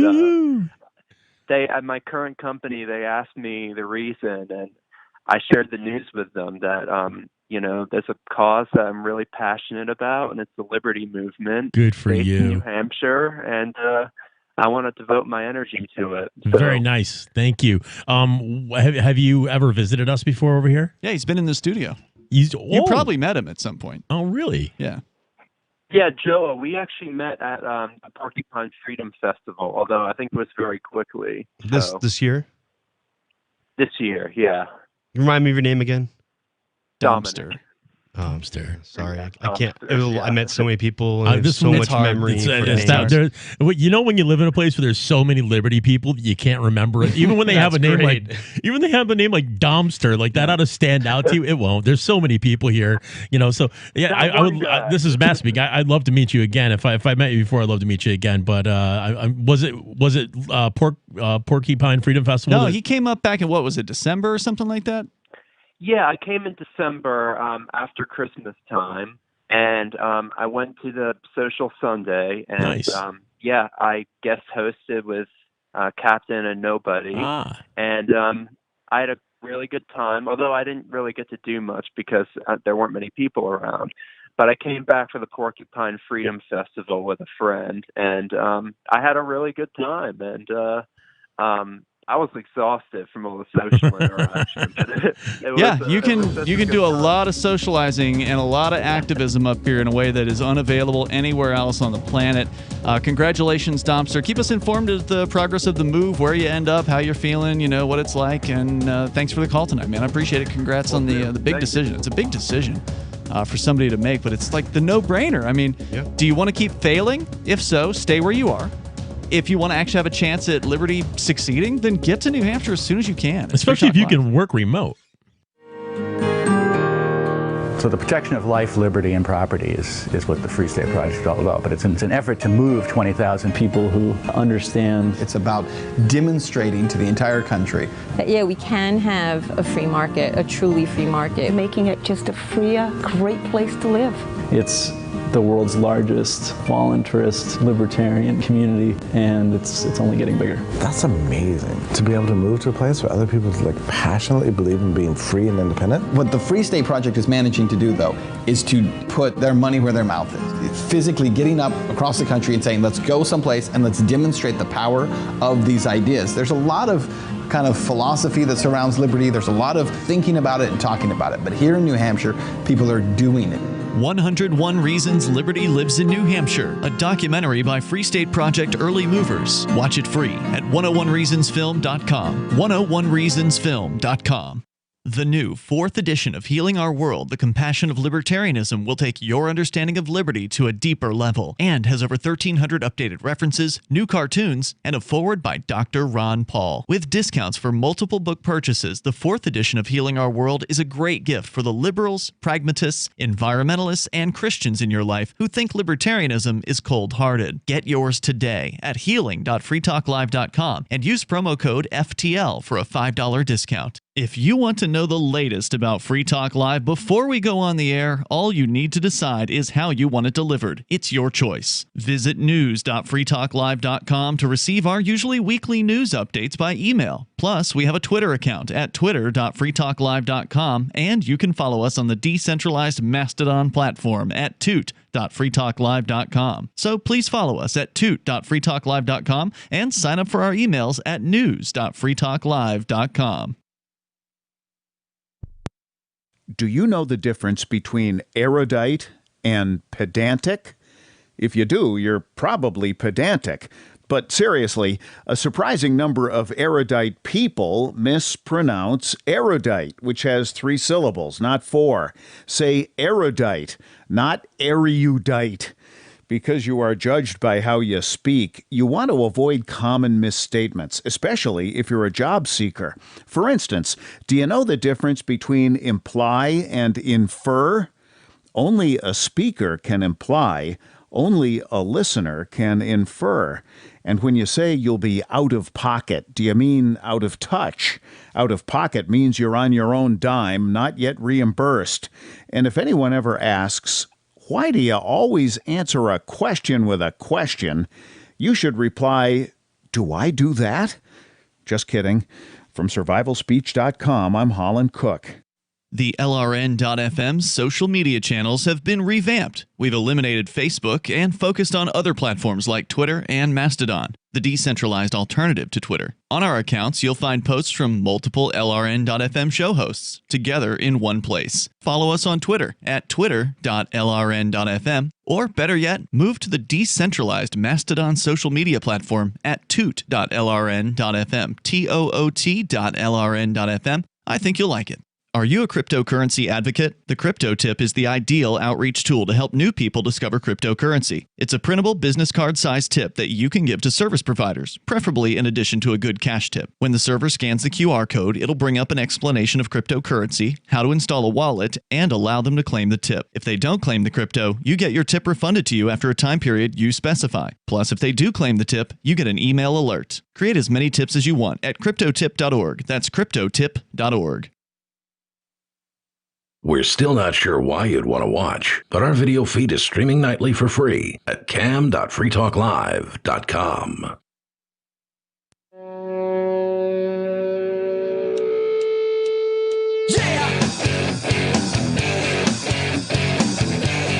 It's Free Talk Live. You can join us right here. The number is 603-283-6160. That's 603-283-6160. And joining you in the studio tonight, it's Ian, Matt, and Joa.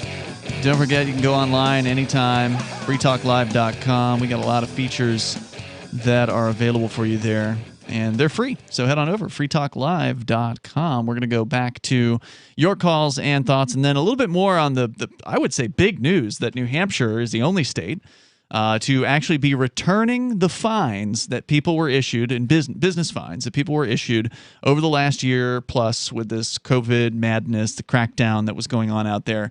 To be fair, New Hampshire didn't issue that many fines to begin with. There's only about $10,000 that they collected, but it's all going back to the 8 businesses that have been targeted in these crackdowns. And no other state is doing this. A couple states tried in their legislatures, and the governors vetoed it.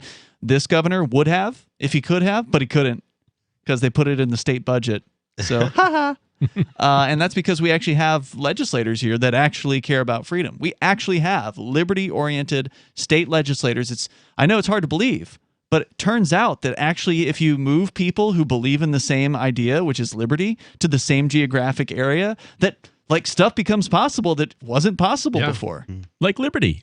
Or, more freedom at least. We don't have liberty yet. I like to see them backpedal on the free speech violations when they give out tickets at his house for supposed protesting. Good call. Has there been any news on any of those cases? I've been in jail the last. They're coming up. That's all I know. Slowly but surely. So they haven't dropped the charges yet. No. Sometimes they drop those charges the day before. They take you right up to the wire.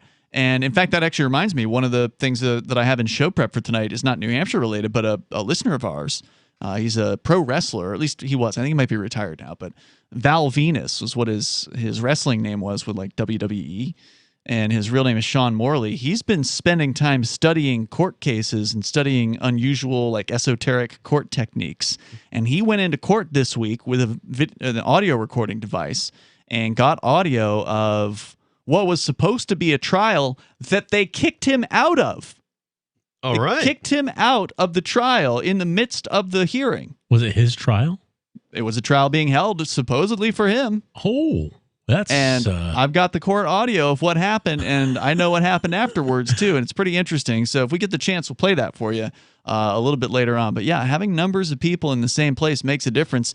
And Clamoring, I imagine, can attest to that. And she's calling from the North Country in New Hampshire, also a liberty mover here, came all the way from Washington State. Hello, Clamoring. Hi there. Yep, that's true. So I wanted to talk tonight. I just want to tell people about the latest update for Nobody, the last of the Crypto 6 still incarcerated. That's our co-host, our friend. He's been in prison now in pretrial confinement, as it's called, in a jail cell in the Merrimack County Spiritual Retreat since March 16th. So now more than 4 months straight he's been in a cage because, well, allegedly he was involved in spreading Bitcoin. God forbid. Yeah. Well, his hearing for bond is tomorrow morning at 11 a.m. Eastern. Mm-hmm. That is open to the public on Zoom. And the Zoom information is on the website, thecrypto6.com. Oh, nice. And of course, we want a great turnout as this is a really, really important hearing, not only for Nobody, but also just for the definition of what crypto is. And in addition to people being on Zoom, if you're not local, but if you are local, I personally will be in the parking lot in hopes that he's released. Oh, wow. And the more people we can get in the parking lot, even if he's not released. Now, the parking lot of what? Which parking lot are you going to be in? The jail. Jail. Okay. Because I'm hoping that the judge will see reason and release him, and then and maybe better than I do. Like they can't just release you to the free air. Or well, something? I know that in my case, where I was in a similar situation as Nobody, meaning my initial bail hearing was denied. And then we had to appeal. So this is actually his appealed bail hearing that's coming up. So he'd already had the first bail hearing was denied by a quote-unquote magistrate judge. Now the actual judge that is hearing the case when presumably it finally goes to court, to trial, is the judge hearing the appeal. And when that judge made the decision to cut me loose, well, there was, a bond that had to be paid. In my case, it was $200,000. And they had to send paperwork over to the jail, and that took days. So it took days to just get the paperwork to me to sign off to agree to the bail terminology. And it took, I don't know, I don't even remember how long it took at this point. It was not the same day though. So I appreciate your optimism, but I expect you're not going to, even if the judge, and I would say, if the judge makes this decision, it will go against what he has already said he's going to do, which is to deny the bail. He made that statement in the docket of the court case a couple of weeks ago. So it will be a miracle if he changes his mind based on the arguments. But who knows? Maybe something will be said. And if they do actually end up releasing him on some sort of bail or bond, is that you're not going to be seeing him right away. Like we saw you later on the night. That's right. right. Like it took a while for the process to occur. Yeah, even after you signed the paperwork, it took 4 days or whatever more for we still didn't get you out until like 11:30 at night or something. Yeah. So if he does end up getting released, just still you can start tailgating for a little bit. That's actually what we used to do here in Keene years ago. Is whenever somebody was going into jail or getting out of jail, we'd actually throw a tailgate party. And so we'd have a big party going for them when they got out, like with, somebody had a grill and cooking up brats or whatever. That's great. Clamoring, anything else you want to share? No, that's it. All right. So people can go to thecrypto6.com. You say already the link is there for tomorrow's hearing? Yes, correct. All right. That's really handy because I know a lot of times these links don't come out until a half hour or 20 minutes before the hearing starts, and then everybody's just passing them around real fast. Yeah. So I'm glad to hear that that's already available. So check out thecrypto6.com. Bookmark that for tomorrow morning, 11 o'clock Eastern time is when this thing starts. Judging on the previous hearings, they tend to start right on time. Like the judge is usually fairly, punctual. So if you're late, still show up anyway because this thing's probably going to run 45 minutes to an hour would be my guess at least. So we'll look forward to seeing you there. And thanks, Clamoring, for the call tonight. Thanks for supporting Nobody. Have a good night. So the number here is 603-283-6160. Unfortunately, the robed man in this case has announced that he's already made up his mind.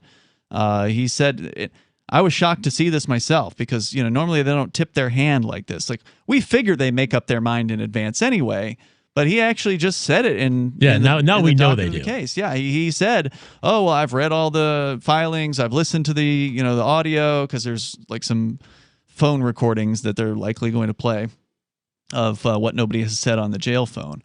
And the judges said, I've listened to this. I looked at the judge's opinion, and I believe the judge or the magistrate who denied his bail is correct. And I will likely be ruling to continue his detention, blah, blah, blah, based on safety of the police, essentially.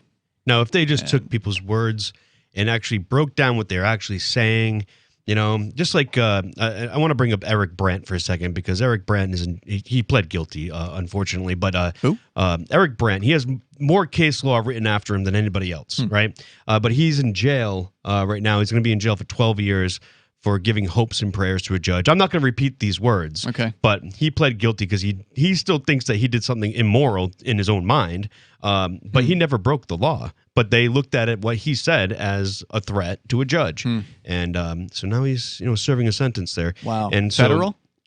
I believe so because it's a judge. And it was crazy because we flooded that court Zoom meeting. There's probably a couple thousand people in there.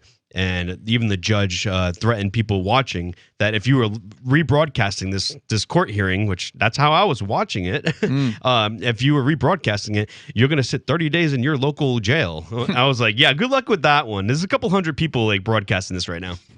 Yeah, that is one of the things that has been a positive out of the whole COVID crackdown madness is that a lot more courts now are equipped to do online hearings, whereas prior to that, they never had any ability to do anything like that. And all of a sudden they hopped to it and they installed, whatever cameras and microphones and things like that. So it's made courts technically more accessible to people who are on the outside. It means more people can show up, quote unquote, to a court hearing who otherwise, prior to this, you'd have to go to Concord. Right. You'd have to go and stand in line. You'd have to get searched, have every device taken off of you. Yep. And then you'd have to go into court and physically be there. Lawyers are begging to use Zoom more and more. Yeah. Which is great. It's easier. Saving people money. It's easier, that's for sure. It takes a plague to make a government do the right thing. Yeah, but they didn't do the right thing. Of course they locked down courts and they prevent anyone from actually coming who wants to come in. Because I don't think you can get a fair trial on Zoom, honestly. No, that's weird. A hearing's one thing. A trial with a jury? I don't think so. Do you feel like your nation, state, or community no longer holds your values? Have you dreamt of a place where people agree that liberty is important and are free to pursue their projects so long as they respect the property of others? There are many people just like you that are discovering freeprivatecities.com. Their social media links are at the upper right of the page at freeprivatecities.com. All skill levels will be needed when the first of the Free Private Cities opens. It's sooner than you think. Stop arguing and build. freeprivatecities.com. There are lots of ways to listen to Free Talk Live. Our podcast has been around since podcasts began, and now the FTL feed is loaded with content besides our full show archives. Did you know that we make it easy for you to customize your podcast subscriptions? We have different feeds, one that includes only our full shows, one with just the Daily Digest, and our main feed that includes everything. You decide what you listen to. It's quick and easy to customize your feeds at feeds.freetalklive.com. That's feeds.freetalklive.com. Breaking weather news. Belize is sunny and around 82 degrees every day this week. What's the forecast for your life? If current politics and economic prospects are cramping your freedom, escape to the tropics. ECI Development has affordable second homes for you to own or rent in Belize and other tropical countries. Places with stable governments and growing economies. Secure your freedom now. To find out more, send an email to ftl@ecidevelopment.com. What if you want to hear the latest episode of Free Talk Live, but all you have is your phone, you forgot to download our archive, and you have no data connection? You can call our Listen line at 641-793-0191. That's a long-distance number, so you may incur charges. If not, listen as long as you want. 641-793-0191. The Free Talk Live Listen line, 641-793-0191. You're listening to the live edition of Free Talk Live. Hour number 3 is next after the news here on the Liberty Radio Network at LRN.FM. From Feature Story News in Washington, I'm Giles Gibson. The Biden administration has sanctioned Cuba's defense minister and a special forces unit known as the Black Berets. The State Department says security forces in Cuba have been suppressing recent anti-government protests through, quotes, physical violence and intimidation. Our Washington correspondent Caroline Malone has more.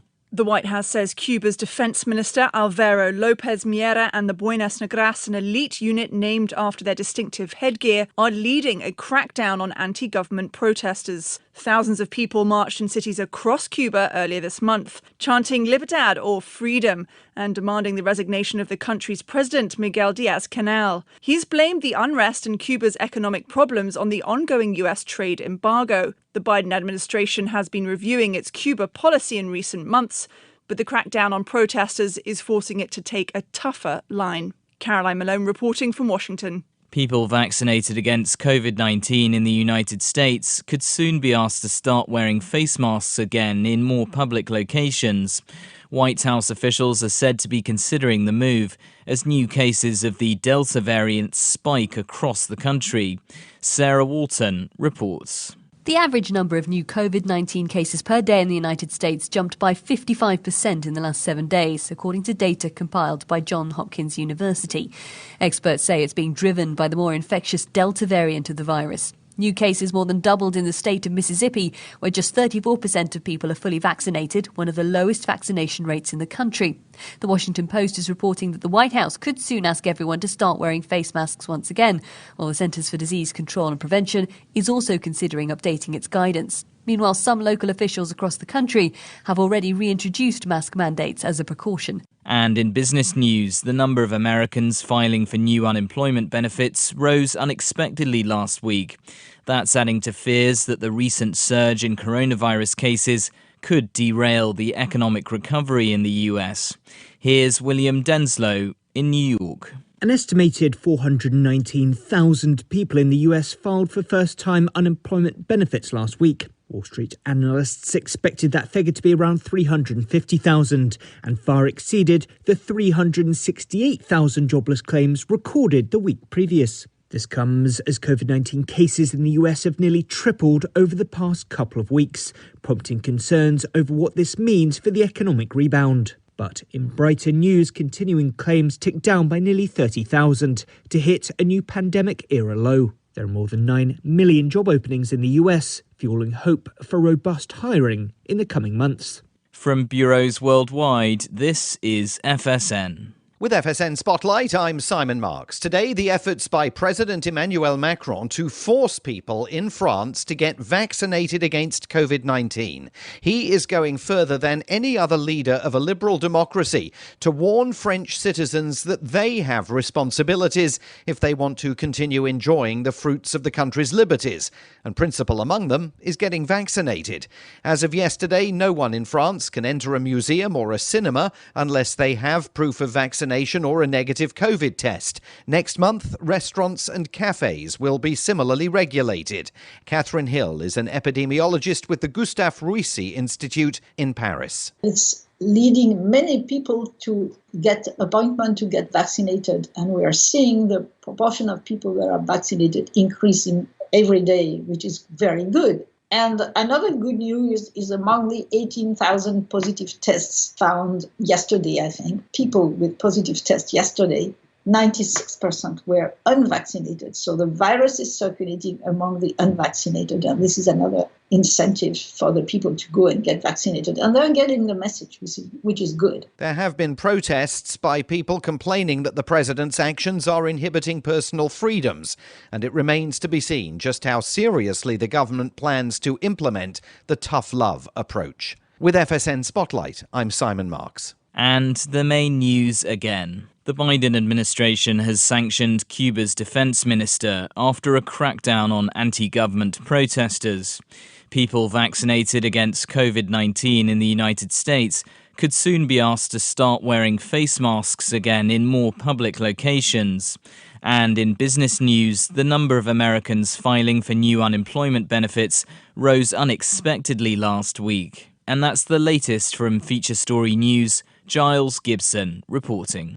Is your child defiant, independent, annoyingly inquisitive? After a long, hard day of following the rules, who wants to deal with troublesome kids? 49% of children suffer from oppositional defiant disorder, or ODD.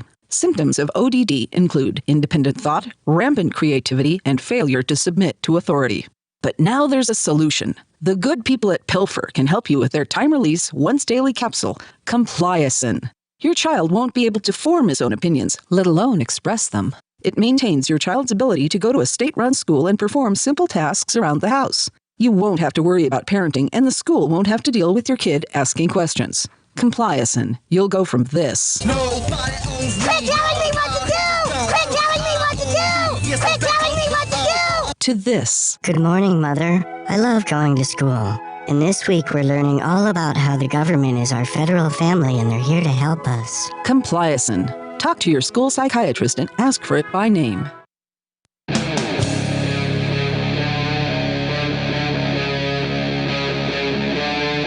Free Talk Live. It's Free Talk Live. We're kicking off the third hour of the program. Open phones, as always, here if you want to join us. The number is 603-283-6160. That's 603-283-6160. We've been talking about the New Hampshire government being the only one to actually be returning the fines that it issued to business owners during the COVID crackdown madness last year. Only government of all the 50 state governments to do this. Maybe on the planet. I don't know. Is this happening anywhere else? If you know about it, call us up. 603-283-6160. With you tonight, it's Ian, Matt, and Joa. We're going to go to your calls and thoughts. TJ the Spy is actually on our SIP lines, which you can learn about how to call in at sip.freetalklive.com. It'll take you to a website with the instructions. Go ahead, TJ. Hey, it's good to be on. I just wanted to let everybody know that Mr. Bitcoin and Bitcoin Gandhi will be making an appearance at 55 Pleasant Street in Concord. That's the federal courthouse this Monday at 10 a.m. Nice. So mark your calendars. We got 4 people going so far, but hopefully there will be more. Well, I'll be there. I'll be there filming. Oh, good, Joe. That's what I wanted to know. Yeah. Got it. Check out Joe's channel, of course, Breaking the Flaw on Odyssey, Odyssee. Thank you. Or just don't mention the other one. Yeah, okay. I wasn't gonna. Yes. Well, we will be starting out at 10 a.m., and then we will go to the FBI field office in Chelsea, Massachusetts around noon, and then we'll go to the Boston Federal Reserve building. So it's going to be an action-packed day. Sure is. Wow. I love it. I think it's fantastic. I mean, the whole idea of having Bitcoin Gandhi, who, for listeners that don't know, Dave Ridley, he's called in a number of times over the years here on Free Talk Live. He walked 24 days around southern New Hampshire, going to different police departments, submitting grievances to them, speaking to people just on the streets, on the road, dressed as Gandhi. And speaking with a Gandhi accent and wearing Gandhi glasses. Yeah. Never breaking character. Never breaking character. If he was dressed as that, he was in that character. And he wouldn't, I pulled over. I saw him on the side of the road wearing his whatever that thing is that Gandhi wore wrapped around him. Not much at all. And I asked him if he needed anything. Dave, you okay? He's like, no, I'm fine. Thank you. I could use a snack, And so, so I had these little tuna snacks, and I tried to share one of my tuna snacks. Here, take a couple of these, Dave.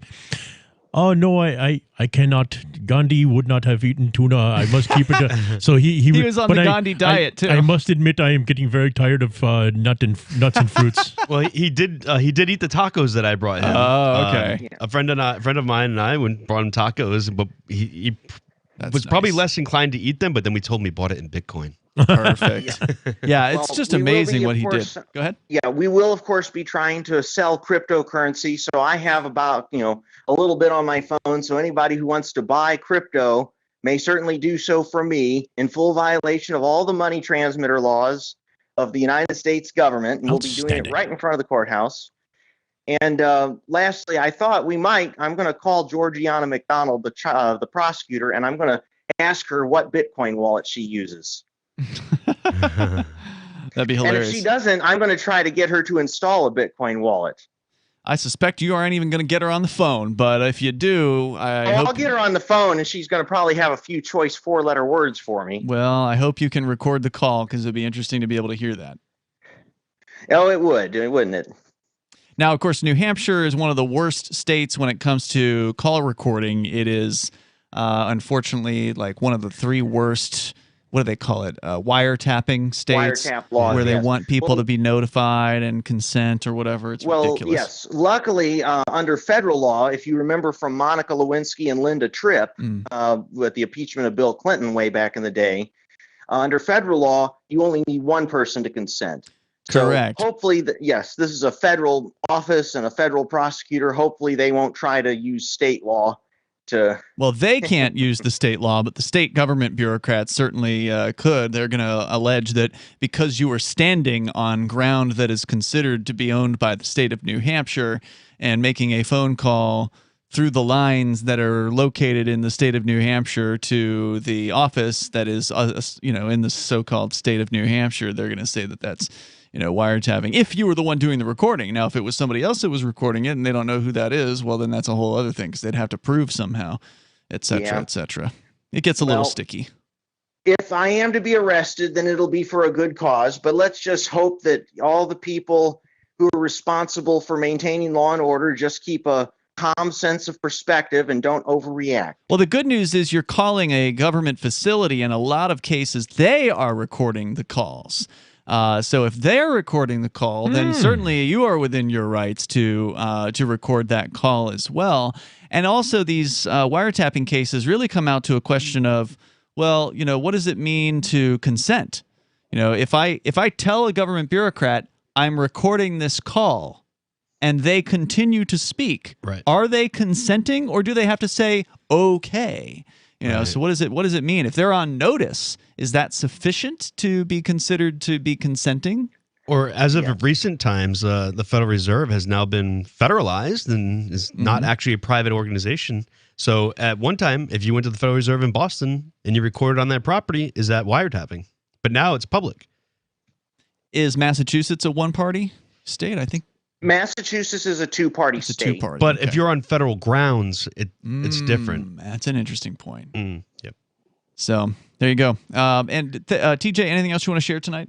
Nothing else, my friend. Check out the Bitcoin Gandhi at bitcoingandhi.net, I think is his website. Mr. Bitcoin doesn't have one yet, but there's some photos. There's a photo of Mr. Bitcoin I posted over at social.freetalklive.com a few days ago when he came by the studio to visit. It's amazing, like a high-quality mascot level kind of costume. It's just absolutely fantastic. Yeah, that's great. Well, yes, I figure all the jurors, when they get welcome to court, they're going to be like, well, there's a giant friendly Bitcoin out front welcoming us. So. Love it. Thanks, TJ, for the call, man. I appreciate it. Let's continue here. Greg is on the line in New York. Greg, you're on Free Talk Live. Hey, everybody. Hey. So I thought I would do an interesting thing and sort of describe left libertarianism and kind of contrast it with right libertarianism. So let's say there's no government and there's no state, right? And you basically want to have a building that's run a certain way. So one way is a housing cooperative. Everybody has equal shares. They elect a board, and that board decides the no pets policy and everything else about the building. And, like a house owners association or something. Mm-hmm. The other one is a landlord. Basically says, it's my way or the highway. If you don't like it, then go to some other landlord. Yep, those are two common organizational models. Exactly. So I would say that the first one is more like democracy. The second one is more like a monarchy, where there's one person in charge, and if you don't like it, you can try to go somewhere else. Mm-hmm. So I've lived in both. I grew up in a housing cooperative. There's a lot of these in New York City. They're called Mitchell-Lama, named after two senators that basically gave tax breaks if you were to build something like this. And actually, they were built by Fred Trump. Fred Trump built a lot of these. Is that Donald Trump's dad? Yes. Okay. So he built a lot of housing that was actually pretty socialist because of the whole cooperative thing, or at least the way that I use the word socialist. But the point being that if you let the experiment run for 30 years, what happens is these buildings are super cheap. I remember sort of subletting from a lady in Manhattan who lived in one of these buildings. 2-bedroom apartment was $900 a month in the middle of Manhattan, whereas everything else, a 2-bedroom would be like $4,000 or $5,000 a month. So how does this happen? Because there's no profit motive and the people aren't trying to fleece themselves. And so there's no need for rent control by the city either. And so what I'm basically saying is the same facilities, the same everything, potentially better facilities, but the costs are kept in check because there's no profit motive and there's no two classes of people. It's just the tenants. So that's what I wanted to say. So libertarian socialism, let's say, versus libertarian capitalism. I think the big difference there is that you have the chance to leave, right? They're not going to charge you to leave, right? Let's continue with this. You mean from the co-op? The co-op? Yeah, you can leave the co-op? Stand by here, Greg. We'll continue the discussion. The number is 603-283-6160. Plus, coming up, we get a chance, court audio of the guy that used to be a wrestler known as Val Venus in court. Pretty interesting stuff. We'll share that with you on the way. It's Free Talk Live. Brute force, intransigent defiance, adamantine will. These are the hallmarks of the AI tank. These gigantic machines have the firepower of an army, but they also have their own sense of honor and duty. When the world breakers arrive, battle will be joined, planets will shake, and war and peace will never be the same again. World Breakers. Stories from David Weber, Larry Correia, and more. Available August 3rd from BaneBooks.com. Are you tired of governments murdering people around the world? Stop using their money. There is an alternative. Bitcoin is a stateless, free market, non-political currency. Bitcoin cannot be inflated or controlled by any government. By using their money, you are helping the state. You have an incredible alternative available now. Learn it, use it, spread it. Get started with Bitcoin at Bitcoin.com. That's Bitcoin.com. Do you feel like your nation, state, or community no longer holds your values? Have you dreamt of a place where people agree that liberty is important and are free to pursue their projects so long as they respect the property of others? There are many people just like you that are discovering freeprivatecities.com. Their social media links are at the upper right of the page at freeprivatecities.com. All skill levels will be needed when the first of the Free Private Cities opens. It's sooner than you think. Stop arguing and build. freeprivatecities.com. Tired of cancel culture? Sick of mega tech corporations holding an axe over your head? Join the LRN.FM Matrix chat server. It's self-hosted, so no one else can tell us what to do or say. Don't like the existing channels? You can make your own. You can even connect into some of our channels from other Matrix servers. It's federated. For the full LRN.FM Matrix experience, though, you should join our server via the step-by-step instructions at chat.lrn.fm. Chat.lrn.fm. Free Talk Live, the show where anyone can call about whatever they want. And we do mean anyone. He bought a radiation monitor on eBay for $10. You got to be kidding me. A Geiger counter? Yeah. So I said, let's put some batteries in it and get it fired up. So we fired it up. We started walking You guys around. know how to spend an evening. Yeah, Get a right? couple of beers and hang out with a Geiger counter. We were making readings of 10 Roentgens outside the house. What's that mean? Is that bad? Yeah, it is. Is that dangerous? Yeah, it is. Really? Right. Now, where's the life-threatening one? 100 Roentgens. I'm really concerned now because I've seen... But you weren't concerned before you got the radiation meter out. Right. Now you're definitely going to get cancer, Harry. What's the detector going to do for you, though? Really? I mean, if you're going to die, you're going to die, right? The guy that just called in about radiation, first of all, you got a Geiger counter off the internet. Free Talk Live, 7 nights a week from 7 to 10 Eastern, live on the Liberty Radio Network at LRN.FM.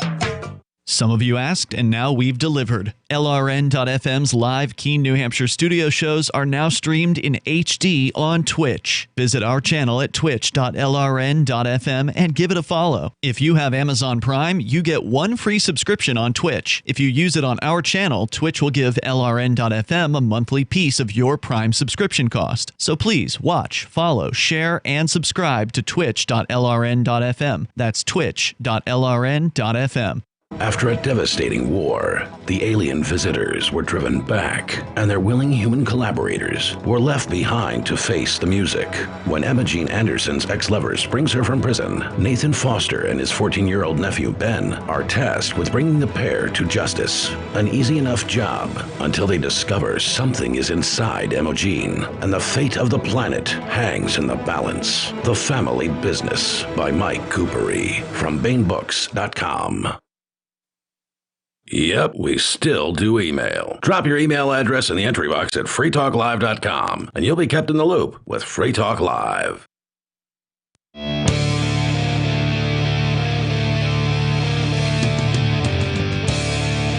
Free Talk Live, number for you if you want to join us on the radio, 603-283-6160. That's 603-283-6160. And you can join us here. You can bring up whatever you want to discuss. And you can also join us online anytime you want at freetalklive.com. You can amp the show. What does that mean? AMP stands for Advertise, Market, and Promote. It is a way for you to help us get Free Talk Live on more radio stations. And thanks to Porcupine Real Estate, who is a Free Talk Live Gold amplifier, that means that Porcupine Real Estate is contributing $10 a month to the AMP program. You can do that too over at amp.freetalklive.com. That's amp.freetalklive.com. Sign up with your debit, credit card, PayPal. It's up to you. And you get some cool benefits over at amp.freetalklive.com. So thanks again to Porcupine Real Estate for doing that. We're going to go back to your calls and thoughts. It's Ian, Matt, and Joa in the studio here. We've got Greg on the line in New York. Greg, you're talking about your experience. You say you've lived in both types of housing in New York City, where there are, of course, privately owned buildings and there are also co-op owned buildings. And you say that the co-op owned buildings have all the same amenities that the privately owned buildings do, but they don't have a profit motive, according to what you said. And so therefore, they're able to have lower rents by as much as a quarter, or a fraction of the rents that you would typically pay in similar privately owned structures. Did I recap what you said appropriately there? Yeah, exactly. And what's more, I would say, you know how Milton Friedman and others say people vote with their feet. They want to go. So you can find that in these co-op buildings, there's a waiting list for about 5-10 years sometimes to get in. Almost no one wants to get out. And the landlord-owned buildings, there's a vacancy rate, typically in the U.S., is around 11 to 13%. So clearly, there's demand to get in, and people choose if they can. And if there were, I think, more co-op owned buildings, then people would be happier and have less rent to pay. Now, Joey, you were saying right before we went to the break that the difference, of course, between state socialism and what Greg is describing is, in a lot of cases, you aren't free to leave when it comes to socialism. Yeah. And in this case, with the co-op, if you don't like the arrangement, you can leave, right, Greg? Exactly. I'm talking libertarian socialism every time I call in. Okay. Yeah, and we definitely took issue, and I'll continue to take issue with the terminology. I just don't think you can combine those two words. I was definitely comparing to like a current status of the United States kind of thing.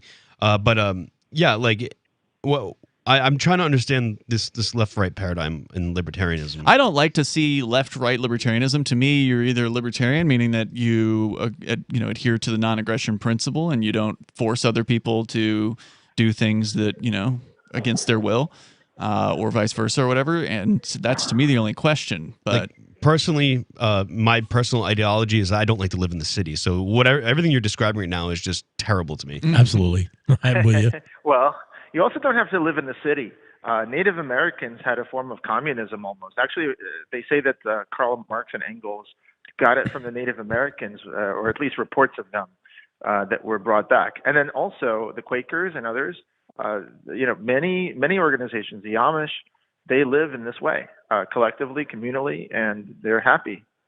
Well, I guess to a certain sense, we work as a community, and if you want to be a part of it, you got to hold good stature with your friends and that sort of thing. But like, I don't understand. I don't think there's like this hierarchy, and other than like there's chiefs and chieftains or whatever in Native Americans, and it's like if you were going to be a part of the tribe, you had to put your part in. So if you don't put your part in, you're not part of the tribe? I don't understand. No, it's like Native Americans didn't have the same concept of property or owning land, for example. They had a lot in common. So, if they're hunters, especially hunter-gatherer societies, hunter societies would share what game they had brought back. It's just the idea of owning something exclusively for yourself and excluding everyone else by force is often not the case in many traditional societies, I guess. Yeah, if you can do it voluntarily, then I say more power to you. But unfortunately, a lot of people who've come across these ideas think they're so great they have to be forced on everybody else. And then you get all kinds of unintended consequences. You get a lot of people who are, lazy. They're not contributing to the group in the way that, they should be, quote unquote, based on their abilities. And you get power seekers, you get sickos. I mean, there's all kinds of major problems with socialist economies because they're forced. And if you can do it voluntarily, then and it can make it work, because there have been a lot of co-ops, for instance, co-op-owned businesses that have failed miserably. But lots of businesses fail miserably, top down. So it may not be the structure; it may just be the people. Yeah, I'd like to caution the caller about using the Native Americans as an example too, because there once was in upstate New York there was a tribe called the Senecas. And the Senecas were literally genocided out of existence by the other Iroquois. And it was mostly over resources. So when... Oh, yeah. By the way, I agree. And I agree that you shouldn't be forcing things on others. But I would also say you shouldn't be forcing capitalism on others. The United States going around the world trying to put down socialist organizations, whether it's the Sandinistas in Nicaragua, or whether it's the United States is a socialist organization. I mean, if they want to use the term capitalism, then that's just a red herring. But ultimately, this is a socialist government. I mean, the Social Security, military is socially funded. It's for the common good. It's all forced. It's all done by threat. Or just the fact that you just said that forcing capitalism, I think the inherent term capitalism is to not be forced into something, is that you're making equal fair exchange. So no one's really being forced into it. Well, for me, there's a left-right axis and there's an up-down, a libertarian, authoritarian axis, okay? You could be forcing people, for example, out of their homes. You could say, this is my home. I haven't been here for 30 years, but now that you're living here, get out.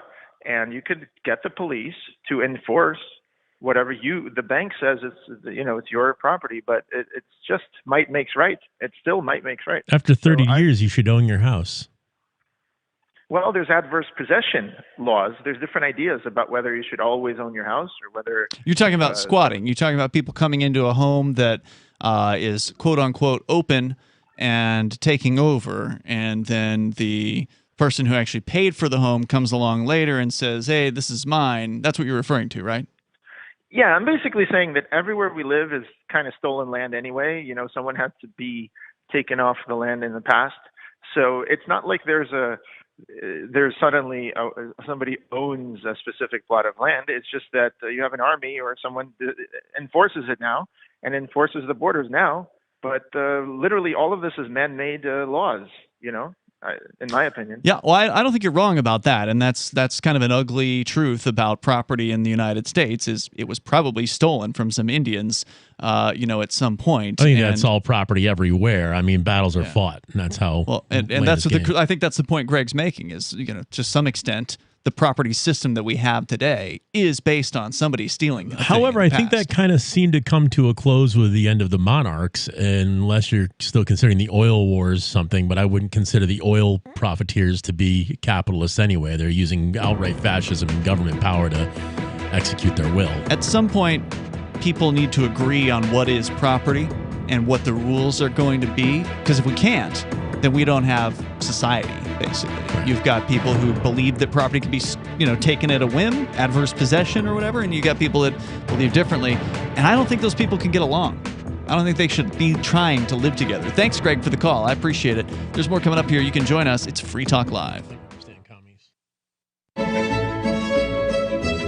Carl Watner, longtime proponent of a voluntary society, died last December. You may have seen his articles published on his website, voluntarist.com, in his newsletter, The Voluntarist, the Mises Institute, or elsewhere over the last 40 years. His newest book, I Must Speak Out, Volume 2, The Best of the Voluntarist, is now available via Liberty Under Attack Publications. This 430-page second volume spans the years of 2000 through 2020 and includes articles by Carl Watner, Hans Hermann Hoppe, Carl Hess, Benjamin Tucker, George H. Smith, Lysander Spooner, Pete Eyre, Joyce Brand, and many others. I Must Speak Out is for the newly initiated, the veteran voluntarist, or anywhere in between. Buy the book now at libertyunderattack.com/voluntarist. For more great content on building a voluntary society and for Carl's extensive archives, check out voluntarist.com. From Feature Story News in Washington, I'm Giles Gibson. The Biden administration has sanctioned Cuba's defense minister and a special forces unit known as the Black Berets. The State Department says security forces in Cuba have been suppressing recent anti-government protests through, quotes, physical violence and intimidation. Our Washington correspondent Caroline Malone has more. The White House says Cuba's defense minister, Alvaro Lopez Miera, and the Buenas Negras, an elite unit named after their distinctive headgear, are leading a crackdown on anti-government protesters. Thousands of people marched in cities across Cuba earlier this month, chanting Libertad or freedom and demanding the resignation of the country's president, Miguel Diaz-Canel. He's blamed the unrest and Cuba's economic problems on the ongoing U.S. trade embargo. The Biden administration has been reviewing its Cuba policy in recent months, but the crackdown on protesters is forcing it to take a tougher line. Caroline Malone reporting from Washington. People vaccinated against COVID-19 in the United States could soon be asked to start wearing face masks again in more public locations. White House officials are said to be considering the move as new cases of the Delta variant spike across the country. Sarah Walton reports. The average number of new COVID-19 cases per day in the United States jumped by 55% in the last 7 days, according to data compiled by Johns Hopkins University. Experts say it's being driven by the more infectious Delta variant of the virus. New cases more than doubled in the state of Mississippi, where just 34% of people are fully vaccinated, one of the lowest vaccination rates in the country. The Washington Post is reporting that the White House could soon ask everyone to start wearing face masks once again, while the Centers for Disease Control and Prevention is also considering updating its guidance. Meanwhile, some local officials across the country have already reintroduced mask mandates as a precaution. And in business news, the number of Americans filing for new unemployment benefits rose unexpectedly last week. That's adding to fears that the recent surge in coronavirus cases could derail the economic recovery in the US.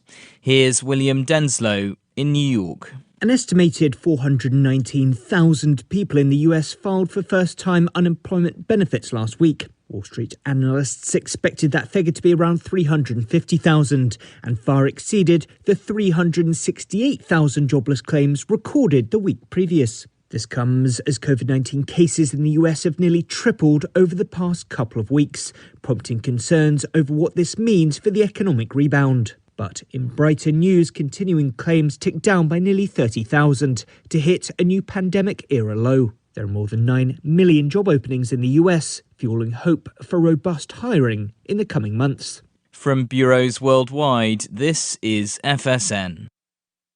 Got Telegram? You can follow our channel there and discuss show prep with other listeners at telegram.freetalklive.com.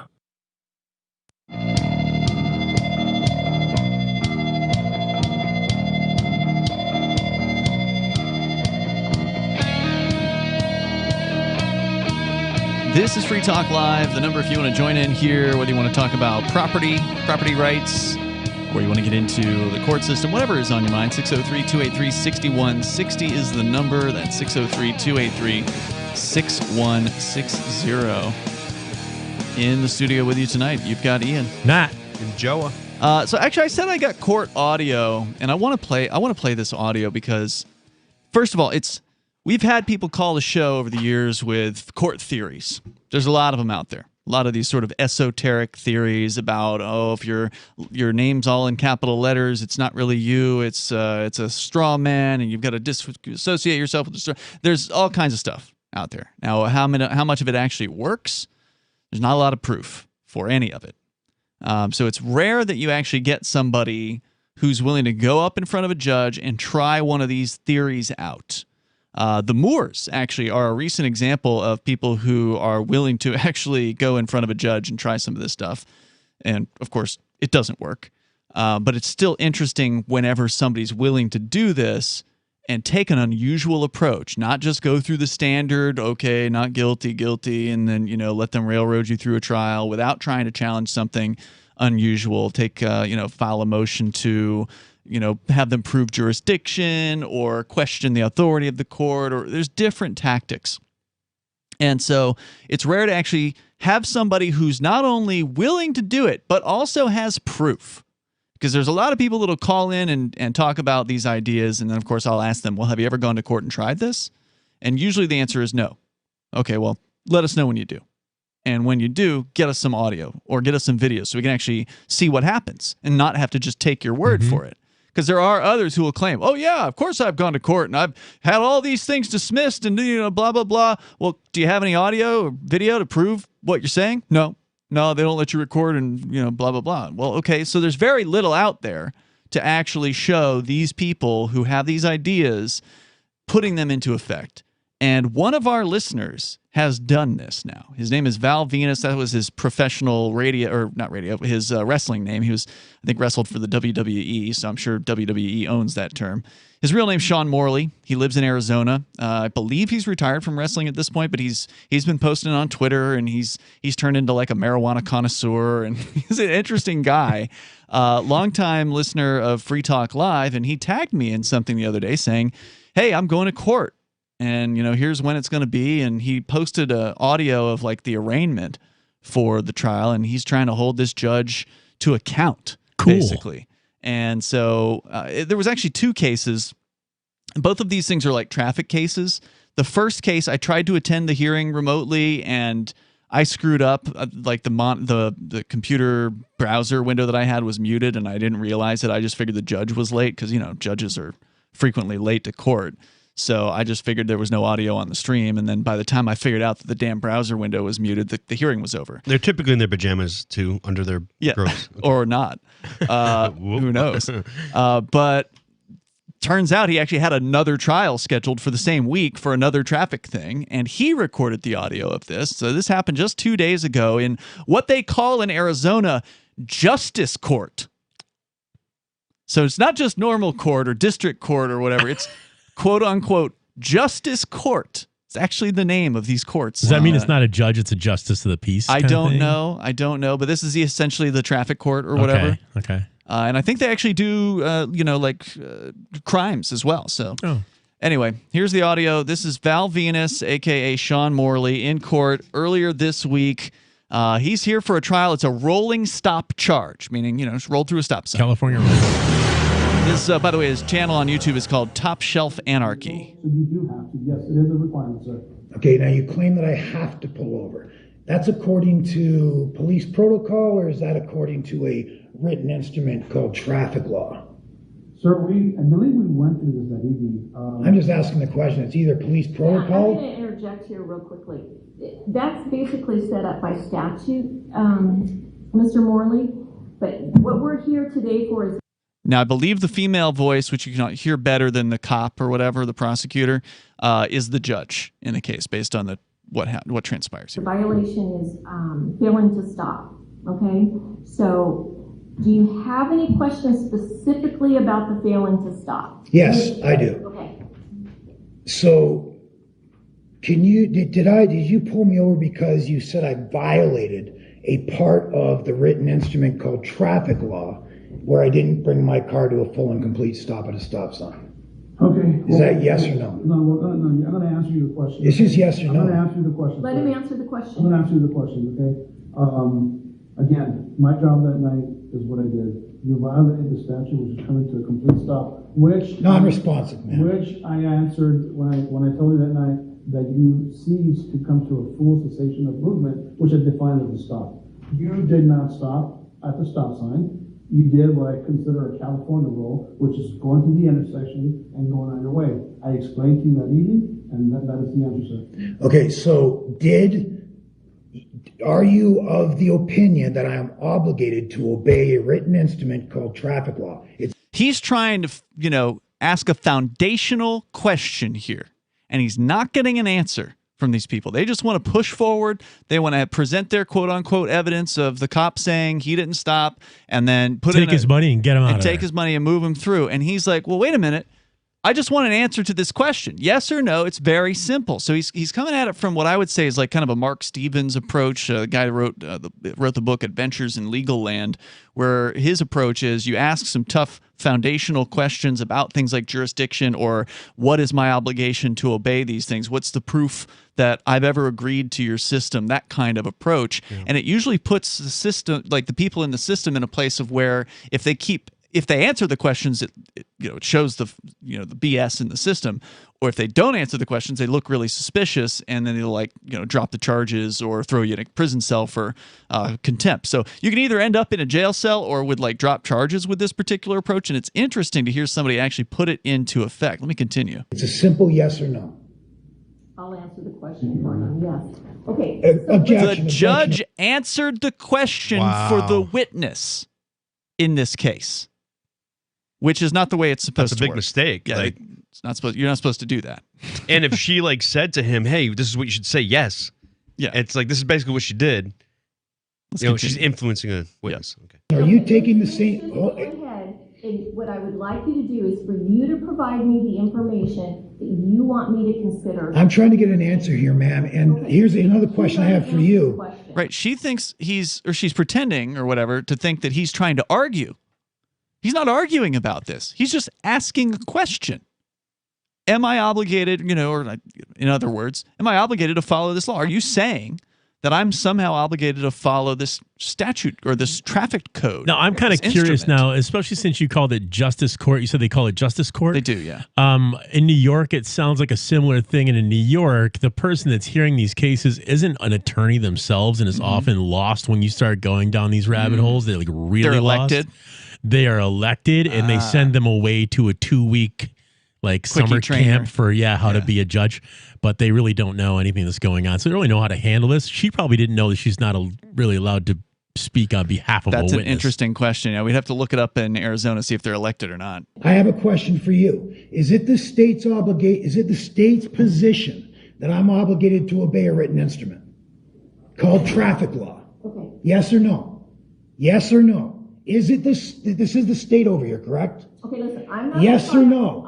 Is this the state or not? Okay, we're going to either, you're going to provide me what information you want me to consider? I'm trying to get information here. Is it the state's position that I am obligated to obey a written instrument called traffic law? Yes or no? It's very simple. There are statutes in place that you are required to follow. Yes, sir. Your Honor, if I'm going to answer that question as well, I'm sorry to interrupt. When you get your Arizona driver's license, on that form that you sign, it states in there that you will abide by the statutes of the state. Okay. Now that's an interesting argument by the police. He's trying desperately to say, oh, well, okay, Yeah, you did agree to this. You signed the driver's license. Why did he say it right away? Well, let's see what Val's got an interesting, or Sean has an interesting response to that. That's coming up here. Does he ever get a real responsive yes or no answer from these people?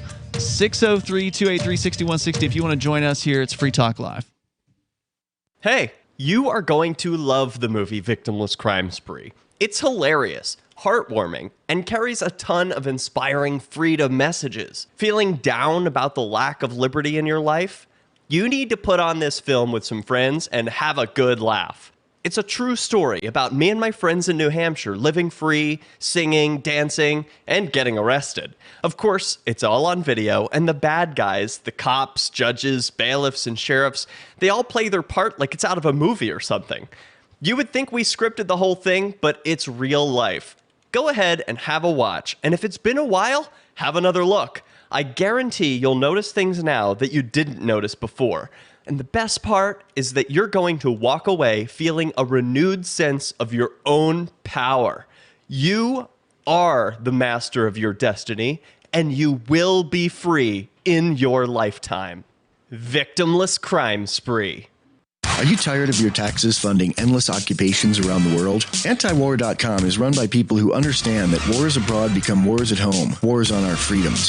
Antiwar.com is dedicated to bringing you the latest in news, views, interviews, and reviews from the top movers and shakers in the anti-occupation movement. Antiwar.com has it all, from thorough foreign policy analysis to interviews with whistleblowers who used to run the military-industrial complex. Anti-war, pro-free market. That's antiwar.com. If you want to know the latest about Free Talk Live before we go on the air, all you need to decide is how you want it delivered. It's your choice. Visit news.freetalklive.com to receive our usually weekly news updates by email. Plus, we have a Twitter account at twitter.freetalklive.com, and you can follow us on the decentralized Mastodon platform at toot.freetalklive.com. So please follow us at toot.freetalklive.com and sign up for our emails at news.freetalklive.com. On Free Talk Live, we're bringing people to the ideas of liberty every day. From wrestling superstars like Glenn Jacobs. You guys really are having an impact, I believe. Like I said, a lot of where I am now is due to listening to Free Talk Live. You changed my mind on some very important issues years ago. To random people tuning in on the radio. I was kind of stuck in the left-right paradigm. I heard your show by chance on a Saturday night. From there, I went on, joined the Free State Project, and become an amplifier. So, I mean, that's really the reason why I amp is because I know that if it wasn't for you guys being on as many stations as you are, I never would have found the ideas of liberty. Your amp will directly change more lives by getting Free Talk Live in front of people looking for talk radio online and on the air. When you amp Free Talk Live, you get perks like access to the AMP-only Facebook group and AMP podcast. Visit amp.freetalklive.com. The LRN.FM's social media channels have been revamped. We've eliminated Facebook and focused on other platforms like Twitter and Mastodon, the decentralized alternative to Twitter. On our accounts, you'll find posts from multiple LRN.FM show hosts together in one place. Follow us on Twitter at twitter.lrn.fm, or better yet, move to the decentralized Mastodon social media platform at toot.lrn.fm, toot.lrn.fm. I think you'll like it. I'm a little obsessed with My Magic Mud. Several years ago, I met Jessica Armand, the founder and CEO of My Magic Mud, and I didn't even know my teeth were coffee stained. A week's worth of use convinced me, and now I use it every 3 or 4 days. It's clinically proven to whiten teeth, and I think it cleans better, too. My Magic Mud's available at most local health food stores, Sprouts, Natural Grocers, CVS, Walmart's Natural Beauty Aisle, but I can get it for you for 20% off with coupon code FTL20 at mymagicmud.com. FTL20 mymagicmud.com. Do you appreciate what we do? Help us advertise, market, and promote for just $5 a month at amp.freetalklive.com.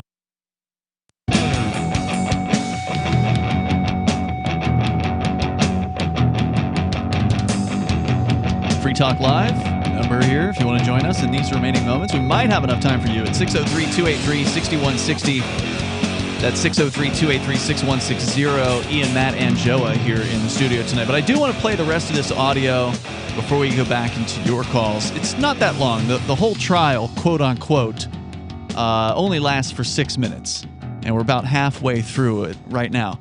He's going to get thrown out of this courtroom, by the way. In the middle of his own trial, they throw him out of the courtroom. I got to hear this. So we're going to get to that. Val Venus, a.k.a. Sean Morley, he's a former WWE wrestling superstar. He is now, I guess he's been for a long time an anarchist, a voluntarist, a freedom lover, a libertarian. And he's been doing his research when it comes to court tactics. And he's now putting them into play in what they call Justice Court in Arizona. This is Santan Justice Court is where this audio has come from. Where is Santan? I have no clue, but I think it's Maricopa County. When I looked it up earlier this week to try to actually tune into this live. Luckily, he recorded the audio. He shared it on his channel. Joe, were you showing me that he's got a Odyssey earlier? What were you showing me? That was just showing people the BitChute channel name. Oh, there's a BitChute. Okay. Yeah. Top Shelf Anarchy is the name. Yeah. YouTube BitChute, if you want to check him out. But because he's got some other videos up there. He might be on that one too. Who knows? Yeah, I hope he is. But I wanted to share this audio because it's actually somebody trying something different in court, trying one of these unusual esoteric court tactics and showing up and not taking it laying down. Yeah. And he's presumably alone as well. I mean, there's, he's in Arizona. He didn't tell me there was anybody backing him up. This is his recording device. He doesn't have a cameraman or anything like that. So this is just audio from the court.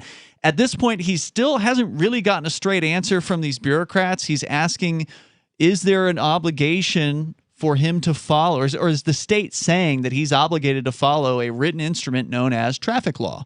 And the judge is like trying to answer for the witness, which is obviously the cop or whatever that wrote him the ticket. This was a rolling stop ticket that he's got. So this isn't a huge risk, right? Like if he gets found guilty, it's not going to be the end of the world. He's not going to prison or anything like that. And they're really dodging his simple question. They don't want to answer. Yes, no question. But finally, the cop throws something out there. He says, well, when you signed up for the Arizona driver's license, you agreed to obey all the statutes, all the traffic laws. So that's the best answer that he's given so far here. He's never answered yes or no, but let's go on and see what it says. Police officer of the state of Arizona, and that is your answer. So let me ask you this. If I didn't have a driver's license, I didn't sign for a driver's license, could I do rolling stops everywhere I wanted to?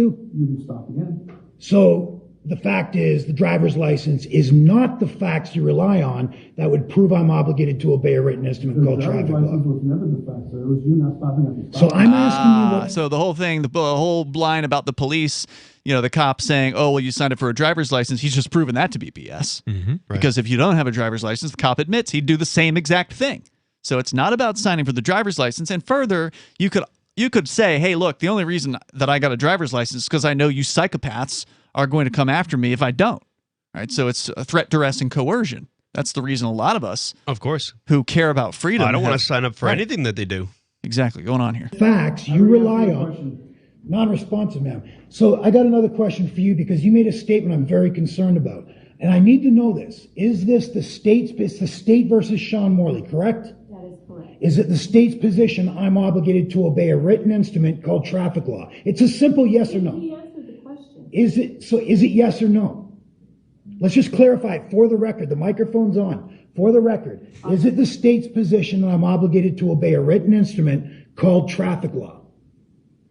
Non-responsive, yes or no? If they were to say yes, the next question should likely be, then how factually was that obligation created?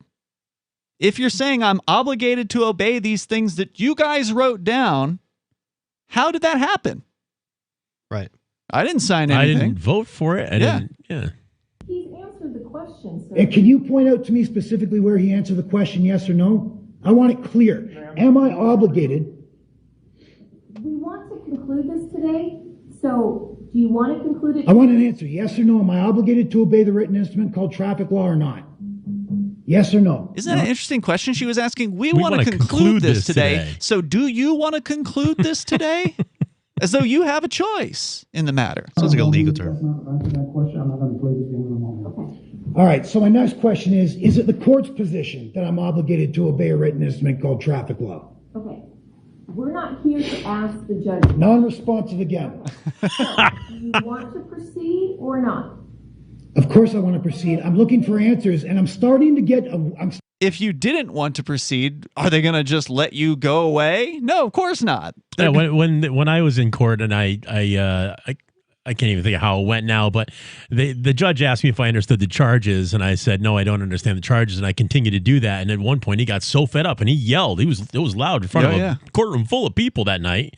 He says, Mr. Roach, I cannot continue until you understand the charges. And his face went kind of bleach white real quick, like he just realized what he just said. This is part of their religion, is you have to agree to their whole system. And saying you understand the charges, some of the court experts or whatever, these opinions, they say, well, that's you saying you stand underneath them, and therefore the system is on top of you, and you're sort of consenting to it. And that's the time at which you would ask questions like this, like, well, okay, I don't understand. I'm willing to go forward. I just have some questions so I can understand what's going on. And then you would ask a question like what Val Venus and Sean Morley here is asking. Starting to get very suspicious about this. I'm asking a very crystal clear question, and both of you are evading my question. It's a simple yes or no. I don't need a book. I need yes or no. Is it the state's position that I am obligated? You're done. I'm not allowed to argue my case? You're done. I'm not allowed to argue my case. You're done. Let's go. What? Stand up so you can walk out of the court right now. Unbelievable. Unbelievable. Can't even get a straight. This is a state-sanctioned extortion racket. Yes, it is. Unbelievable. Unbelievable. Well, if they dismissed his case here. Well, hold on. That comes later. Hold on. Okay. That's unbelievable. You guys are sworn to uphold the Constitution, right? I'm supposed to be allowed to go in there and argue my case. They were railroading me right in front of you all, and you all just walked me out of here. Unbelievable. So what happened? That's because they're there to protect and serve the Scumbags. state. They're awful human beings. Unbelievable. Can't even argue a case. You get up, you start asking very basic questions, and you get pulled out by police officers. Please exit the building. State-sanctioned extortion racket. That's what y'all. How many people a day do you guys rip off in here? If you don't want unbelievable. So who do I got to call? I don't want problems going out. You have to call the courthouse. This is unbelievable. The courts are supposed to be adversarial. Supposed to go in there and fight for your rights. You're the only person that disrespected the judge. Disrespected the judge by asking a yes or no question? Raising your voice. Unbelievable. You disrespect the judge. I'm not sure if cops are evil or they're just extremely stupid. Well, they don't hire smart ones. I have met smart cops. The FBI that raided this house were all intelligent people, but I know that they were evil. Oh, that's a different story. It's the vibe around those people is not good. See, police think that they're good, okay? But they don't hire smart. Like they hired smart, what they think is good people. Like the federal government, they hire evil, like intelligence. Yeah. Okay. Sociopaths, intentional. Here's the follow-up. This is the next day. Will be with you shortly. Oh, good. Justice Court. Hi, it's Sean Morley calling there. I was escorted out of the courtroom there yesterday, and they asked me to call back for an update of what's happening next. So I just wanted to get an update. Yes, let me just pull it up here. So it looks like after the hearing they noticed that, or during the hearing they noticed that the traffic stop was out of our jurisdiction, so the case was dismissed. What? They just happened to notice during the hearing that this was out of their jurisdiction, so case dismissed. Interesting. Huh. Isn't that basically what Mark Stevens has been saying for like 20 years? Yeah. Yeah. Establish jurisdiction. Get them to establish jurisdiction, yes or no? Wow. Isn't that interesting? This reminds me of like, I got pulled over for license plate frames years ago, right? Uh-huh. I found out that I went to the officer that pulled me over's house, took pictures of his cars that he was actively breaking the license plate frame law. And then I went to court and the judge said, "Oh, he's not on trial, you are." And I just walked right up to the window and I was like, "Oh yeah, whose brand new Mercedes is out there?" And he had license plate frames and he just threw the case out. Wow. Way to go, Joe. Awesome. Let's bring Jessup in here real fast. I'm sorry, Jessup, I wanted to get that out there and I know you wanted to talk. You got about 20 seconds. All right, hit me. You ready? Yeah, go. All right. During the wrestler clip there, I thought it was an interesting position that someone inferred, and the inference that one of you guys said, and I'm not totally against you, but the inference was that the laws don't apply to us unless we vote on them. Well, that's an interesting discussion. I want to talk to you more. Call us on Saturday night. I'll be back then, and the show will be back tomorrow night. Thanks, dude. When Monster Hunter International discovers one of Isaac Newton's wardstones being auctioned off, they decide to steal it and use it to destroy the Chaos God once and for all. But a mysterious thief upends their plan, and it soon becomes a race against time as something much older and infinitely more evil awakens in the jungles of South America. Monster Hunter Bloodlines by New York Times bestselling author Larry Correia and Baen Books. Visit monsterhunternation.com for more. Are you tired of governments murdering people around the world? Stop using their money. There is an alternative. Bitcoin is a stateless free market non-political currency. Bitcoin cannot be inflated or controlled by any government. By using their money, you are helping the state. Stop doing it. You have an incredible alternative available now. Learn it, use it, spread it. Get started with Bitcoin at bitcoin.com. That's bitcoin.com. There are basically two types of advertising, direct response and branding. Radio's great for direct response with its low cost to listener ratio, but audio can't be beat for branding, which is a longer term endeavor. You want to be the first thing that someone thinks of when they think about your product or service. If you have a local business that you want kept top of mind in your community, call the station. If you need national reach, Free Talk Live's got around 200 radio stations, millions of monthly listening sessions, can suit all budgets, and if we don't think we're right for you, we'll tell you. Email me, mark@freetalklive.com. There are lots of ways to listen to Free Talk Live. Our podcast has been around since podcasts began, and now the FTL feed is loaded with content besides our full show archives. Did you know that we make it easy for you to customize your podcast subscriptions? We have different feeds, one that includes only our full shows, one with just the Daily Digest, and our main feed that includes everything. You decide what you listen to. It's quick and easy to customize your feeds at feeds.freetalklive.com. That's feeds.freetalklive.com. This is the Liberty Radio Network, broadcasting the latest liberty-oriented audio content 24 hours a day at LRN.FM. From Feature Story News in Washington, I'm Giles Gibson. The Biden administration has sanctioned Cuba's defense minister and a special forces unit known as the Black Berets. The State Department says security forces in Cuba have been suppressing recent anti-government protests through, quotes, physical violence and intimidation. Our Washington correspondent Caroline Malone has more. The White House says Cuba's defense minister, Alvaro Lopez Miera, and the Buenas Negras, an elite unit named after their distinctive headgear, are leading a crackdown on anti-government protesters. Thousands of people marched in cities across Cuba earlier this month, chanting Libertad or freedom and demanding the resignation of the country's president, Miguel Diaz-Canel. He's blamed the unrest and Cuba's economic problems on the ongoing U.S. trade embargo. The Biden administration has been reviewing its Cuba policy in recent months, but the crackdown on protesters is forcing it to take a tougher line. Caroline Malone reporting from Washington. People vaccinated against COVID-19 in the United States could soon be asked to start wearing face masks again in more public locations. White House officials are said to be considering the move as new cases of the Delta variant spike across the country. Sarah Walton reports. The average number of new COVID-19 cases per day in the United States jumped by 55% in the last 7 days, according to data compiled by Johns Hopkins University. Experts say it's being driven by the more infectious Delta variant of the virus. New cases more than doubled in the state of Mississippi, where just 34% of people are fully vaccinated, one of the lowest vaccination rates in the country. The Washington Post is reporting that the White House could soon ask everyone to start wearing face masks once again, while the Centers for Disease Control and Prevention is also considering updating its guidance. Meanwhile, some local officials across the country have already reintroduced mask mandates as a precaution. And in business news, the number of Americans filing for new unemployment benefits rose unexpectedly last week. That's adding to fears that the recent surge in coronavirus cases could derail the economic recovery in the US.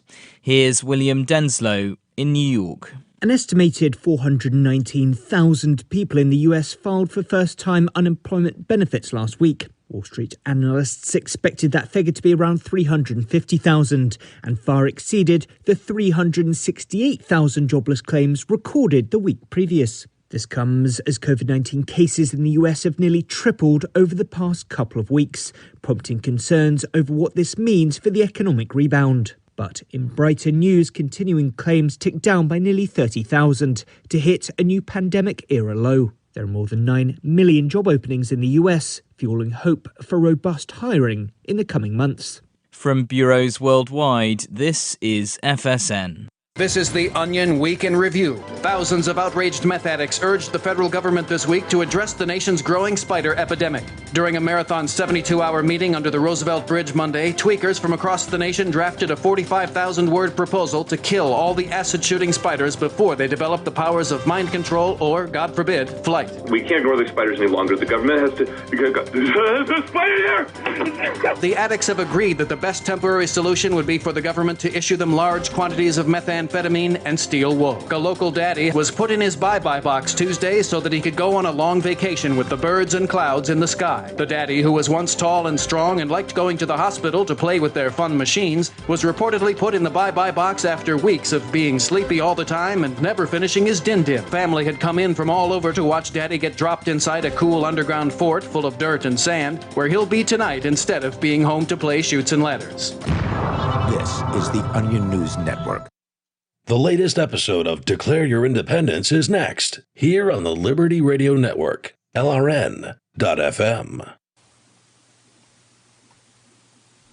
It's time for Declare Your Independence with Ernest Hancock. Believe me when I say we have a difficult time ahead of us. But if we are to be prepared for it, we must first shed our fear of it. I stand here without fear because I remember that I am here not because of the path that lies before me, but because of the path that lies behind me. I remember that for 100 years we have fought these machines. And after a century of war, I remember that which matters most. We are still here!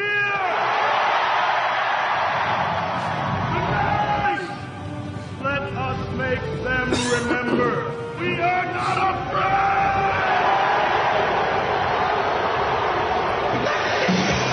To the fear, to the fear, to the fear, to the fear, to the fear, to the fear, to the fear, dear, and declare your independence of me, Ernest Hancock. We got Dave Hodges, the Common Sense Show, we're going to be talking to for the rest of this hour. And I tell you, Dave and I go way back, and he's been involved in Arizona politicking, and he's still, he's